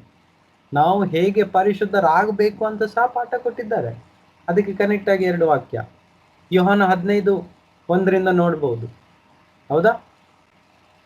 ಯೋಹಾನ 15ರಲ್ಲಿ 3ನೇ ವಾಕ್ಯ ಹೇಳ್ತದೆ, ನಾನು ಹೇಳಿದಂತ ವಾಕ್ಯಗಳಿಂದಲೇ ನೀವು ಶುದ್ಧರಾಗಿದ್ದೀರಿ. ನಾನು ಹೇಳಿದ ವಾಕ್ಯಗಳಿಂದಲೇ ನೀವು ಏನಾಗಿದ್ದೀರಿ? ಶುದ್ಧರಾಗಿದ್ದೀರಿ. ಹೌದಾ? ಇಲ್ಲಿ ನೋಡಿ, ನಾನು ನಿಮಗೆ ಹೇಳಿದ ವಾಕ್ಯದ ದೆಸೆಯಿಂದ ಈಗ ಶುದ್ಧರಾಗಿದ್ದೀರಿ. ಹಾಗಾದ್ರೆ ಯೇಸುವಿನ ವಾಕ್ಯವನ್ನು ದಿನಾಲು ನಾವು ಓದಿ ಅದನ್ನು ತಿಳಿದು ಅದು ಕೇಳಿ ತಿಳಿಯುವಾಗ ನಾವು ಶುದ್ಧರಾಗ್ತಾ ಹೋಗ್ತೀವಿ. ಯೋಹಾನ 17:17 ಸಹ ಅದೇ ಹೇಳ್ತದೆ, ದೇವರೇ ನಿನ್ನ ವಾಕ್ಯವು ಪರಿಶುದ್ಧವಾದುದು. ಹಲ್ಲೆಲೂಯಾ. ನಿನ್ನ ವಾಕ್ಯವು ಸತ್ಯವು, ನಿನ್ನ ವಾಕ್ಯದಿಂದಲೇ ಶುದ್ಧ ಮಾಡುವಂತ ವಾಕ್ಯ ಹೇಳ್ತದೆ. ಏನ್ ಹೇಳ್ತದೆ? ಯೋಹಾನ 17:17 ನಿನ್ನ ವಾಕ್ಯದಿಂದಲೇ ಶುದ್ಧ ಮಾಡು. ಅಂದ್ರೆ ಯೇಸು ಸ್ವಾಮಿ ದೇವರಲ್ಲಿ ಪ್ರಾರ್ಥಿಸ್ತಾರೆ ಶಿಷ್ಯರಿಗೋಸ್ಕರ, ದೇವರೇ ನಿನ್ನ ವಾಕ್ಯದಿಂದಲೇ ಈ ನನ್ನ ಶಿಷ್ಯರನ್ನು ಶುದ್ಧ ಮಾಡು ಅಂತ. ಶುದ್ಧತೆ ತುಂಬಾ ತುಂಬಾ ಮುಖ್ಯ. ನೀವು ಕೇಳಿದ ವಾಕ್ಯದ ದೆಸೆಯಿಂದ ಶುದ್ಧರಾಗಿದ್ದೆ. ಹಾಗಾದ್ರೆ ಈ ವಾಕ್ಯ ನಾವು ಕೇಳ್ತಾ ಇದ್ದೀವಲ್ಲ, ಯಾವ ವಾಕ್ಯ? ಯೇಸುವಿನ ವಾಕ್ಯ. ಆತನ ಬೋಧನೆ ಕೇಳ್ತಾ ಇದ್ದೀವಲ್ಲ, ನಾವು ಶುದ್ಧರಾಗ್ತಾ ಹೋಗ್ತೀವಿ. ಆಮೇನ್. ನಾವು ಶುದ್ಧರಾಗ್ತಾ ಹೋಗ್ತೀವಿ. ಹಾಗಾಗಿ ಇದೇ ಬೋಧನೆಯನ್ನು ಹೆಚ್ಚೆಚ್ಚಾಗಿ ನಮ್ಮ ದಿನನಿತ್ಯ ಜೀವಿತದಲ್ಲಿ ಕೇಳ್ತಾ ಹೋಗ್ತೀವಿ. ಅವಾಗ ಏನಾಗ್ತೀವಿ? ಶುದ್ಧರಾಗ್ತಾ ಹೋಗ್ತೀವಿ. Amen. Thank you Jesus. Hallelujah. ಸರಿ, ಮುಂದೆ ಓದುವ. 9ನೇ ವಾಕ್ಯ, ಸಮಾಧಾನ ಪಡಿಸುವವರು ಧನ್ಯರು, ಅವರು ದೇವರ ಮಕ್ಕಳು ಅನ್ನಿಸಿಕೊಳ್ಳುವರು. ಸಮಾಧಾನ ಪಡಿಸುವವರು ಧನ್ಯರು, ಅವರು ದೇವರ ಮಕ್ಕಳು ಅನ್ನಿಸಿಕೊಳ್ಳುವರು. ನೋಡಿ, 4ನೇ ವಾಕ್ಯ ಹೀಗೆ ಹೇಳ್ತದೆ, ದುಃಖ ಪಡುವವರು ಧನ್ಯರು, ನೀವು ಸಮಾಧಾನವನ್ನು ಹೊಂದಿರಿ. ಸಮಾಧಾನವನ್ನು ಹೊಂದಿದ ನಂತರ 9ನೇ ವಾಕ್ಯ ಹೇಳ್ತದೆ, ಸಮಾಧಾನವನ್ನು ಪಡಿಸಬೇಕು ನೀವು ಬೇರೆಯವರಿಗೆ. ಸಮಾಧಾನವನ್ನು ಪಡಿಸುವವರಾದ ನೀವು ಧನ್ಯರು, ಆವಾಗ ನೀವು ದೇವರ ಮಕ್ಕಳು ಅನ್ನಿಸಿಕೊಳ್ಳುವುದು. ಅಂದ್ರೆ ನಮ್ಮ ಜೀವಿತದಲ್ಲಿ ಅಸಮಾಧಾನದ ಅನೇಕ ಸಂಗತಿಗಳು ಬರ್ತದ, ಜಗಳವಾಗ್ತದ, ಅನೇಕ ಗಾಸಿಪ್ಗಳು ಬರ್ತದ, ಈ ಕಡೆಯಿಂದ ಆ ಕಡೆ, ಆ ಕಡೆಯಿಂದ ಈ ಕಡೆ ಬರುವಾಗ ಅಸಮಾಧಾನದ ಸಂಗತಿಗಳು ನಮ್ಮ ಮಧ್ಯದಲ್ಲಿ ಉತ್ಪಾದನೆ ಆಗ್ತದೆ. ಅದು ಉತ್ಪಾದನೆಯಾಗಿ ಒಬ್ಬರ ಮೇಲೊಬ್ಬರ ದ್ವೇಷ ಭಾವನೆ ಹೆಚ್ಚಾಗ್ತದೆ, ಜಗಳಗಳು ದೂರವಾಗಿರುವುದು, ಅವರ ಬಗ್ಗೆ ತಪ್ಪಾಗಿ ತಿಳ್ಕೊಳ್ಳುವುದು, ಇದೆಲ್ಲ ನಮ್ಮ ಹೃದಯದಲ್ಲಿ ಏನಾಗ್ತದೆ? ಬೆಳಿಲಿಕ್ಕೆ ಸ್ಟಾರ್ಟ್ ಆದಾಗ ಅಸಮಾಧಾನ ಉಂಟಾಗ್ತದೆ. ಆದರೆ ಸಮಾಧಾನರಾದ ದೇವರ ಮಕ್ಕಳಾದ ನಾವು ಏನ್ ಮಾಡಬೇಕು? ಮೊದಲು ನಾವು ಸಮಾಧಾನ ಹೊಂದಿದವರಾಗಿ ಬೇರೆಯವರಿಗೂ ಸಹ ಸಮಾಧಾನವನ್ನು ಕೊಡುವಾಗ ನಾವು ಆತನ ಮಕ್ಕಳಾಗ್ತೀವಿ. We will be called children of God when we will keep peace with each other. ಅಥವಾ ನಾವು ಪೀಸನ್ನು, ಶಾಂತಿಯನ್ನು, ಸಮಾಧಾನವನ್ನು ಹುಟ್ಟಾಕ್ತೀವೋ. ನೋಡಿ, ಒಂದು ಸಂದರ್ಭ ಬರ್ತದೆ, ಯಾರೋ ಇಬ್ರು ಜಗಳವಾಡಿ ಕೆಟ್ಟು ಹೋಗ್ಲಿಕ್ಕೆ ಅಥವಾ ಒಬ್ಬರ ಮೇಲೆ ಒಬ್ಬರು ದ್ವೇಷವನ್ನು ಇಟ್ಕೊಂಡು ಅವರ ಮಧ್ಯದಲ್ಲಿರೋ ಸಂಬಂಧ ಮುರಿದು ಹೋಗ್ಲಿಕ್ಕೆ ಚಾನ್ಸ್ ಇರುವಾಗ, ಒಂದು ವೇಳೆ ಮುಂದಿನ ವ್ಯಕ್ತಿಯಲ್ಲಿ ತಪ್ಪುಗಳಿದ್ದರೂ ಸಹ ಆ ತಪ್ಪುಗಳನ್ನು ನಾವು ಹೈಡ್ ಮಾಡಿ ಆತನಿಗೆ ಸಮಾಧಾನವನ್ನು ಕೊಟ್ಟು ಆತನನ್ನು ಕ್ಷಮಿಸಿ ಒಂದಾದಾಗ ಸಮಾಧಾನ ಆಗ್ತದೆ. ಫಾರ್ ಎಕ್ಸಾಂಪಲ್, ನನ್ನ ಬಗ್ಗೆ ಯಾರೋ ಒಬ್ಬರು ವ್ಯಕ್ತಿ ಹಿಂದ್ಗಡೆ ಏನಾದರೂ ಮಾತಾಡಿದ್ರು ಅಂತ ತಿಳ್ಕೊಳ್ಳಿ. ಆ ವ್ಯಕ್ತಿಯ ಬಗ್ಗೆ ನನಗೆ ತಿಳಿದಾಗ ನನ್ನಲ್ಲಿ ಅಸಮಾಧಾನ ಬರ್ತದೆ. ತಕ್ಷಣ ಏನು ಮಾಡ್ಬೇಕು, ನಾನು ಆ ವ್ಯಕ್ತಿಯನ್ನು ಕ್ಷಮಿಸಿ, ಕೇಳಿದ್ರು ಸಹ ದುಃಖವಾದರೂ ಸಹ ಕ್ಷಮಿಸಿ ನಾನು ಆ ವ್ಯಕ್ತಿ ಜೊತೆ ಮಾತಾಡಿ ಸಮಾಧಾನವನ್ನು ಹಂಚಿಕೊಳ್ಬೇಕು. ಅದೇ ಯೇಸು ಕಲಿಸಿದಂಥ ಪಾಠ. ಹಲ್ಲೆಲೂಯಾ. ನಮ್ಮೆಲ್ಲರ ಜೀವಿತದಲ್ಲಿ ಈ ಸಂಗತಿಗಳು ಅನೇಕ ಸಲ ಬರ್ತದೆ. ಎಷ್ಟೋ ಸಲ ನಮ್ಮ ವಿರುದ್ಧವಾಗಿ ಅಸಮಾಧಾನದ ಸಂಗತಿಯನ್ನು ಎತ್ಕೊಂಡು ಜನರು ಅಥವಾ ನಮ್ಮ ಸಂಬಂಧಿಗಳು ಅಥವಾ ನಮ್ಮ ಫ್ರೆಂಡ್ಸ್ಗಳು ನಮ್ಮ ಹತ್ರ ಬರ್ತಾರೆ, ಅಥವಾ ನಮ್ಮ ಮಧ್ಯದಲ್ಲಿ ತಕರಾರು ಆಗಲಿಕ್ಕೆ ಚಾನ್ಸ್ ಸಿಚುವೇಶನ್ ಕ್ರಿಯೇಟ್ ಆಗ್ತದೆ. ಅಂಥ ಸಮಯದಲ್ಲಿ ನಾವು ಏನು ಮಾಡಬೇಕು? ಮೊದಲನೇ ಸ್ಟೆಪ್ ಸಮಾಧಾನ ಪಡಿಸಲಿಕ್ಕೆ ಫಾರ್ಗಿವ್. ಮುಂದಿನ ಪಾಠಗಳಿದ್ದಾವೆ ಫಾರ್ಗಿವ್ ಬಗ್ಗೆ, ತುಂಬ ಚೆನ್ನಾಗಿ ಕಲಿಯೋಣ. Very very important. ಫಾರ್ಗಿವ್ ಕ್ಷಮಿಸಿ ಬಿಟ್ಟು ಏನು ಮಾಡಬೇಕು?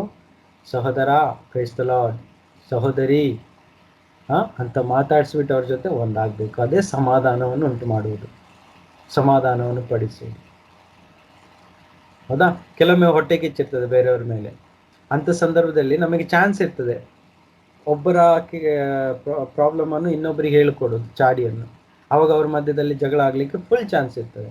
ನಮಗೆ ಫುಲ್ ಚಾನ್ಸ್ ಇರ್ತದೆ ಒಬ್ಬರ ವಿಷಯವನ್ನು ಇನ್ನೊಬ್ಬರಿಗೆ ಹೇಳಲಿಕ್ಕೆ.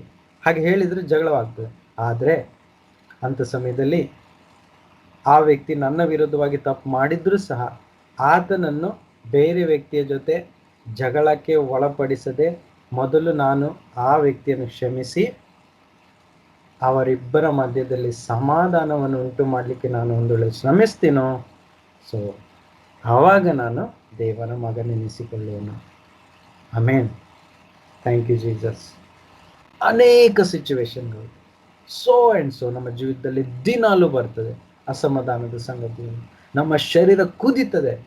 ಈ ಫ್ಲೆಶ್ ಉಂಟಲ್ಲ, ನಮ್ಮ ಶತ್ರುವಾಗಿ ಕೆಲಸ ಮಾಡ್ತೀವಿ. ಅದಕ್ಕೆ ವಾಕ್ಯಾಧಾರ ಉಂಟು. ನಮ್ಮ ಶರೀರ ಯಾವಾಗಲೂ ನಮ್ಮ ಆತ್ಮನ ವಿರುದ್ಧ ಹೋರಾಡ್ತಾ ಇರ್ತದೆ ತಪ್ಪು ಮಾಡಲಿಕ್ಕೆ. ಆದರೆ ನಮ್ಮ ಒಳಗಿರೋ ಆತ್ಮನ ದೇವರ ಆತ್ಮಕ್ಕೆ ಆಲಿಸ್ತಾ ಇರ್ತದೆ. ಆದರೆ ನಮ್ಮ ಶರೀರ ದುಷ್ಟ ಸಂಗತಿಗಳನ್ನು ಮಾಡುವುದಕ್ಕೆ ಮುಂದೆ ಪ್ರೇರಣೆ ಕೊಡ್ತಾ ಇರ್ತದೆ. ಅದಕ್ಕೋಸ್ಕರ ನಮ್ಮ ಶರೀರವನ್ನು ಕಂಟ್ರೋಲಲ್ಲಿ ಇಟ್ಕೊಂಡು ಸಮಾಧಾನವನ್ನು ಪಡಿಸ್ತಾ ಇರಬೇಕು. ಆಮೇನ್. ಹಲ್ಲೆಲೂಯಾ. ಸರಿ, ಮುಂದೆ ಓದುವ. 10ನೇ ವಾಕ್ಯ. ನೀತಿಯ ನಿಮಿತ್ತವಾಗಿ ಹಿಂಸೆಯನ್ನು ತಾಳಿಕೊಳ್ಳುವವರು ಧನ್ಯರು, ಪರಲೋಕ ರಾಜ್ಯವು ಅವರದು. ಮುಂದೆ ಓದ್ತೀನಿ 12 ತನಕ.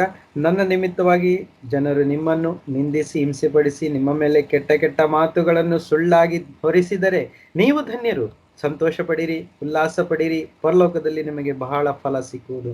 ನಿಮಗಿಂತ ಮುಂಚೆ ಇದ್ದ ಪ್ರವಾದಿಗಳಿಗೂ ಹೀಗೇ ಹಿಂಸೆ ಪಡಿಸಿದರಲ್ಲ. ಲೂಕ ಸುವಾರ್ತೆ 6ನೇ ಅಧ್ಯಾಯ ಇದೇ ವಾಕ್ಯಗಳನ್ನು ಓದ್ತೀನಿ.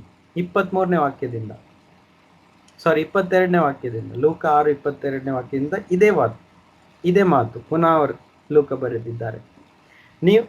ಮನುಷ್ಯ ಕುಮಾರನ ನಿಮಿತ್ತವಾಗಿ ಜನರು ನಿಮ್ಮನ್ನು ಹಗೆ ಮಾಡಿ ನಿಮಗೆ ಬಹಿಷ್ಕಾರ ಹಾಕಿ ನಿಂದಿಸಿ ನಿಮ್ಮ ಹೆಸರನ್ನು ಕೆಟ್ಟದೆಂದು ತೆಗೆದು ಹಾಕಿದರೆ ನೀವು ಧನ್ಯರು. ಹಾಗಾದ್ರೆ ನಮಗೆ ಏನ್ ಹೆಸರು ಬೇಕು? ಒಳ್ಳೆ ಹೆಸರ, ಕೆಟ್ಟ ಹೆಸರ? ಈ ಲೋಕವು ನಮಗೆ ಕೆಟ್ಟ ಹೆಸರು ಕೊಡ್ತದಾ? ದಟ್ ಮೀನ್ಸ್ ನಮಗೆ ರಿವಾರ್ಡ್ ಕೊಡ್ತಾ ಇದ್ದಾರೆ ಅವರು.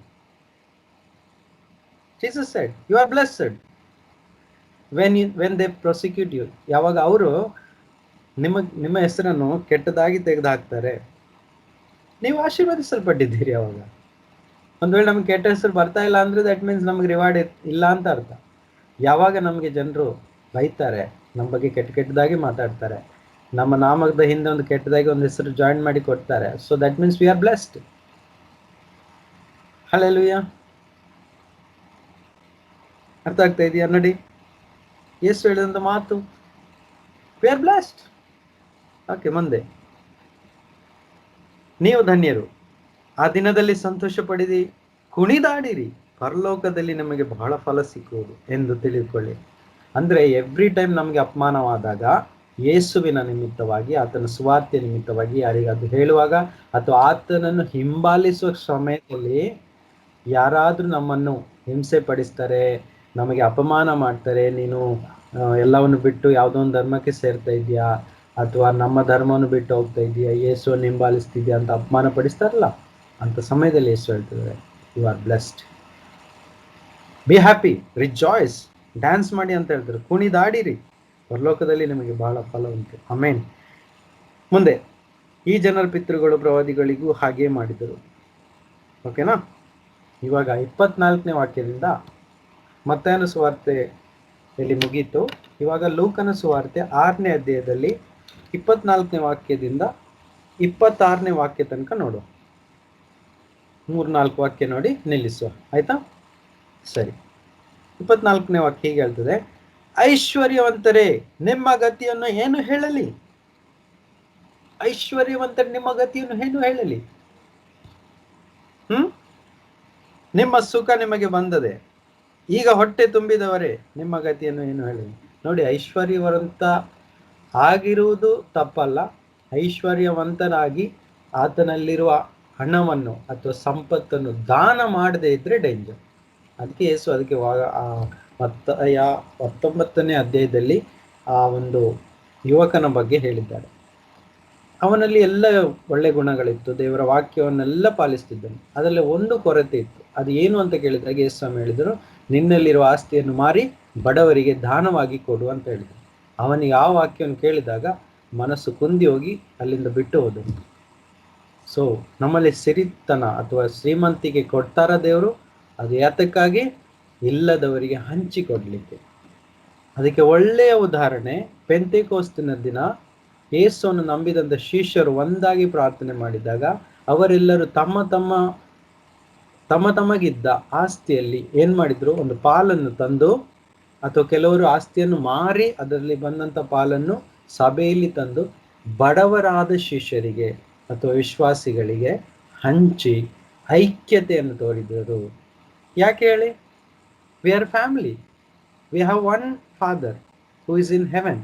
ನಮಗಿರುವುದು ಒಬ್ಬರೇ ಪರಲೋಕದ ತಂದೆ, ನಾವೆಲ್ಲರೂ ಆತನ ಮಕ್ಕಳಿರುವಾಗ, ಇವಾಗ ನನಗೆ ಶ್ರೀಮಂತಿಗೆ ಸಿಕ್ಕಿದೆ, ನನ್ನ ಸಹೋದರನ ಕಷ್ಟದಲ್ಲಿರುವಾಗ ಆತನು ಬಡತನದಲ್ಲಿರುವುದು ನಾನು ನೋಡಿ ಸಂತೋಷಪಟ್ಟು ಇಲ್ಲಿ ಜೀವಿಸಿದರೆ, ನಾನು ಮತ್ತೆ ಅವನ ಸಹೋದರನಾಗಿ ಅಥವಾ ಅವನ ಮತ್ತು ನನ್ನ ತಂದೆಯಾಗಿರುವ ಪರಲೋಕದ ತಂದೆಯನ್ನು ನೋಡಿ ಹೇಗೆ ನಾನು ಸಂತೋಷವಾಗಿರ್ಲಿಕ್ಕೆ ಸಾಧ್ಯ?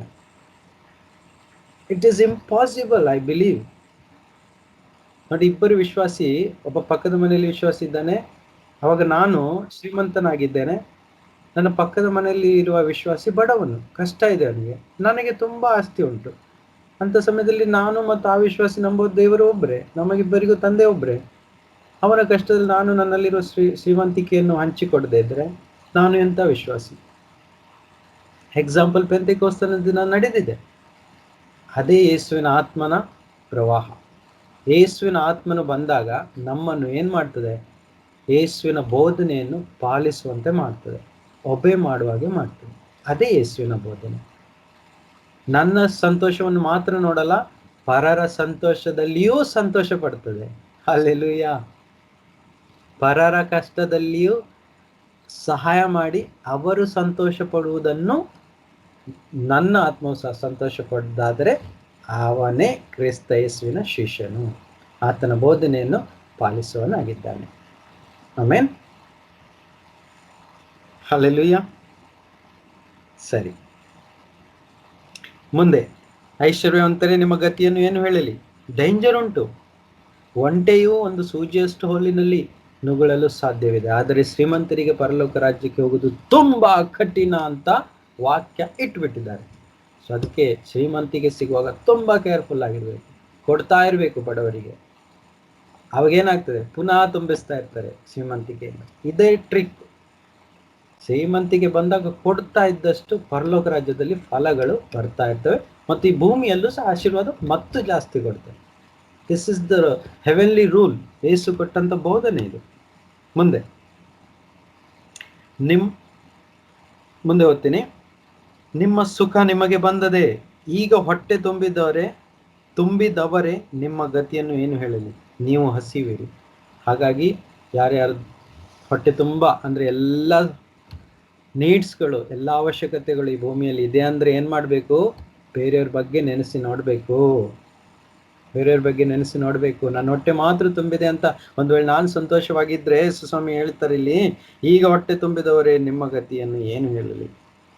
ನೀವು ಒಂದಿನ ಹಸಿವಿರಿ, ಒಂದಿನ ಕಷ್ಟದಲ್ಲಿ ಬೀಳುವಿರಿ ನೀವು. ಹಾಗಾಗಿ ಯೇಸುವನ್ನು ನಂಬುವಂಥ ಶ್ರೀಮಂತರು ಅಥವಾ ಹೊಟ್ಟೆ ತುಂಬಿದವರು ಅಥವಾ ತೃಪ್ತರಾಗಿರೋ ಏನು ಮಾಡಬೇಕು? ಕಷ್ಟದಲ್ಲಿರೋರಿಗೆ ಸಹಾಯ ಮಾಡಿದರೆ ಅವರಿಗೆ ಈ ವಾಕ್ಯ ಅನ್ವಯಿಸುವುದಿಲ್ಲ. ಯಾಕೆ ಹೇಳಿ? ಹೊಟ್ಟೆ ತುಂಬಿದವರೇ ನಿಮ್ಮ ಗತಿಯನ್ನು ಏನು ಹೇಳಲಿ ಅಂತ ಯೇಸು ಸ್ವಾಮಿ ಹೇಳಿ ಮುಂದೆ ಹೇಳ್ತಾರೆ, ನೀವು ಹಸಿವಿರಿ. ಪುನಃ ನಿಮಗೆ ಹಸಿವು ಆಗಬಾರ್ದಂದ್ರೆ ನಿಮ್ಮಲ್ಲಿರುವ ಅಂಶವನ್ನು ಕೊಡ್ತಾ ಇರಬೇಕು. ಯಾರಿಗೆ? ಕಷ್ಟದಲ್ಲಿರೋರು ಅಷ್ಟೇ. ಮುಂದೆ, ಈಗ ನಗುವರೆ ನಿಮ್ಮ ಗತಿಯನ್ನು ಏನು ಹೇಳಲಿ? ನೀವು ದುಃಖಪಟ್ಟು ಅಳುವಿರಿ. ಸೊ ನಮ್ಮ ಜೀವಿತದಲ್ಲಿ ಅನೇಕ ಸನ್ನಿವೇಶಗಳುಂಟು. ನಾವು ಕೆಲವರನ್ನು ನೋಡಿ ನಾವು ದುಃಖ ಪಡುವಾಗ, ಅಳುವಾಗ ಅಂತೀವಿ, ಅಪ್ಪ ಅವನಿಗೆ ಅಳುವೇ ಇಲ್ವಾ, ಎಷ್ಟು ಸುಖವಾಗಿದ್ದಾನಲ್ಲ, ನಾವು ಅಷ್ಟು ಕೆಟ್ಟದಾಗಿ ಮಾಡ್ತಾನೆ ಆದ್ರೆ ಅವನಿಗೆ ಅಳುವ ಪರಿಸ್ಥಿತಿ ಇಲ್ಲ. ಅದು ತಪ್ಪು ನಾವು ತಿಳ್ಕೊಳ್ಳೋದು. ಇಲ್ಲಿ ವಾಕ್ಯ ಇಟ್ಟುಬಿಟ್ಟಿದ್ದಾರೆ, ಯಾವನೇ ಆಗಲಿ, ಯಾರೇ ಆಗಲಿ, ಏನು ನಗ್ತಾ ಇದ್ರೆ ಅವರ ಗತಿಯನ್ನು ಏನು ಹೇಳಲಿ? ಅವರು ದುಃಖಪಟ್ಟು ಅಳುವರು. ಯೇಸು ವಾಕ್ಯ ಇಟ್ಟುಬಿಟ್ಟಿದ್ದಾರೆ, ದುಃಖಪಟ್ಟು ಅಳುವರು ಅವರು. ಹಾಗಾಗಿ ಜನರೆಲ್ಲ ನಿಮ್ಮನ್ನು ಹೊಗಳಿದರೆ, ಮುಂದಿನ ವಾಕ್ಯ, ಜನರೆಲ್ಲ ನಿಮ್ಮನ್ನು ಹೊಗಳಿದರೆ ನಿಮ್ಮ ಗತಿಯನ್ನು ಏನು ಹೇಳಲಿ? ಅವರ ಪಿತೃಗಳು ಸುಳ್ಳು ಪ್ರವಾದಿಗಳನ್ನು ಹಾಗೇ ಹೊಗಳಿದರು. ನೋಡಿ, ಇದು ಡೇಂಜರ್. ಜಾಸ್ತಿ ಹೊಗಳಿಸ್ಕೊಳ್ಬಾರ್ದು. ಪ್ರೈಡ್ ಬರ್ತದೆ ಆಟೋಮೆಟಿಕ್ ಆಗಿ. Brother you are good, you are blessed ಅಂತ ಜಾಸ್ತಿ ಹೇಳ್ತಾರೆ. ನೋಡಿ, ಆಶೀರ್ವಾದ ಕೊಡೋದು ಸರಿ, ಹೊಗಳಿ ಹೊಗಳಿ ಏರಿಸಬಾರ್ದು. ಇವತ್ತು ಈ ಸಂಗತಿ ಎಲ್ಲ ಆಗ್ತಾಯಿದೆ ಜಾಸ್ತಿ? ದೇವ ಸೇವಕರಲ್ಲಿ ಆಗ್ತಾ ಇದೆ. ಎಷ್ಟು ಸೇವಕರನ್ನು ಹೊಗಳುತ್ತೀವೋ ಮತ್ತು ಅವರಲ್ಲಿ ಗರ್ವ ಒಂದು ವೇಳೆ ಬಂತು ಅಂತ ತಿಳ್ಕೊಳ್ಳಿ, ಆವಾಗ ಅದು ತಪ್ಪಾಗಿರ್ತದೆ. ಯಾಕಂದ್ರೆ ಯೇಸು ಸ್ವಾಮಿ ಹೇಳ್ತಾರೆ, ಏನು? ಜನರೆಲ್ಲ ನಿಮ್ಮನ್ನು ಹೊಗಳಿದರೆ ನಿಮ್ಮ ಗತಿಯನ್ನು ಏನು ಹೇಳಲಿ? ಇಂಗ್ಲೀಷಲ್ಲೂ ಸಹ ಕ್ಲಿಯರ್ ಆಗಿ ಬರ್ದಿದೆ. ಜನರಿಂದ ಹೊಗಳಿಸ್ಕೊಳ್ಬಾರ್ದು. ನಾವು ಏನೇ ಒಳ್ಳೆ ಕೆಲಸ ಮಾಡಿದ್ರೆ ಅದು ದೇವರಿಗೋಸ್ಕರವಾಗಿ ಮಾಡಬೇಕು, ಗುಪ್ತವಾಗಿರ್ಬೇಕು. ಹೊಗಳಿಕೆ ಬರುವಾಗ ಡೇಂಜರ್ ಉಂಟು. ನೋಡಿ, ಎನ್ಕರೇಜ್ ಮಾಡುವ ವಿಷಯ ಬೇರೆ, ಹೊಗಳುವ ವಿಷಯ ಬೇರೆ. ಎನ್ಕರೇಜ್ ಅಂದರೆ ಅವರಿಗೆ ಒಳಿತನ್ನು ಮಾಡಲು ಪ್ರಚೋದನೆ ಕೊಡುವುದು, ಉತ್ಸಾಹಪಡಿಸುವುದು ಬೇರೆ. ಆದರೆ ಹೊಗಳಿ ಗರ್ವ ತುಂಬಿಸುವುದು ಬೇರೆ. ಇಲ್ಲಿ ಹೇಳ್ತಾ ಇರೋ ವಿಷಯ ಏನು? ಹೊಗಳಿಸಿ ಗರ್ವ ತುಂಬಿಸಬಾರ್ದು. ಅದಕ್ಕೆ ಉದಾಹರಣೆಯಾಗಿ ಏನು ಹೇಳ್ತಿದ್ದಾರೆ? ಹಳ ಒಡಂಬಡಿಕೆಯಲ್ಲಿ ಪಿತೃಗಳು ಸಹ ಸುಳ್ಳು ಪ್ರವಾದಿಗಳನ್ನು ಹಾಗೆ ಮಾಡಿದ್ರು. ಸುಳ್ಳು ಪ್ರವಾದಿಗಳು ಬಂದಿದ್ರು, ಅವರಿಗೆ ಹೊಗಳಿಸ್ತಿದ್ರು. ವಾವ್, ಎಂಥ ಪ್ರವಾದಿ ಇವರು, ಅವರಿಂದ ಅಂಥ ಕೆಲಸಗಳಾಗ್ತಾ ಇದೆ, ಎಂಥ ಪ್ರವಾದನೆಗಳನ್ನು ಮಾಡ್ತಾರೆ ಅಂತ ಹೇಳಿ ಅವರಿಗೆ ಹೊಗಳಿಸಿ ಅವರು ಬಿದ್ದೋದ್ರು. ಅದೇ ರೀತಿ ಇವತ್ತಿರುವ ಪ್ರವಾದಿಗಳು ಅಥವಾ ಬೋಧಕರು ಅಥವಾ ಅಪೋಸ್ತಲರು ಅಥವಾ ಶಿಕ್ಷಕರು ಅಥವಾ ಪಾಸ್ಟರುಗಳಂತ ಇದ್ದಾರಲ್ಲ, ತುಂಬ ಕೇರ್ಫುಲ್ ಆಗಿರಬೇಕು. ಅವ್ರು ಸೇವೆ ಮಾಡ್ತಾ ಇದ್ರೆ ಸಂತೋಷ, ಅವರಿಗೆ ಹೊಗಳಿಸಿ ದೇವರ ಸ್ಥಾನದಲ್ಲಿ ಇಡಬಾರ್ದು. ರೆಸ್ಪೆಕ್ಟ್ ಕೊಡಬೇಕು, ಆಧರಿಸಬೇಕು, ಆದರೆ ಹೊಗಳಿಸಿ ಯೇಸುವಿನ ಲೆಕ್ಕಕ್ಕಿಂತ ಮೇಲೆ ಏರಿಸಿ ಇಡಲೇಬಾರ್ದು. ನಮ್ಮಂತೆ ಅವರು ಸಹ ಸಹೋದರರು. ಯೇಸು ಸ್ವಾಮಿ ಹೇಳಿದ್ರಲ್ಲ, ನಿಮಗೆ ಯಾರಿಗೂ ಗುರುಗಳು ಅಂತ ಕರಿಬೇಡಿ, ನಿಮಗಿರುವುದು ಒಬ್ಬನೇ ಗುರು, ಆತನೇ ಮಸಿಯ, ಕ್ರಿಸ್ತನು. ಹಾಗಾದರೆ ನೀವೆಲ್ಲರೂ ಬೋಧಿಸುವವರು ಮತ್ತು ಕೇಳುವವರು, ಇಬ್ಬರು ಸಹ ಏನಾಗಿದ್ದೀರಿ? ಸಹೋದರರಾಗಿದ್ದೀರಿ. ಆಮೇನ್. ಎಸ್. ಸೊ ನಾನು ಇಲ್ಲಿಗೆ ನಿಲ್ಲಿಸ್ತೀನಿ.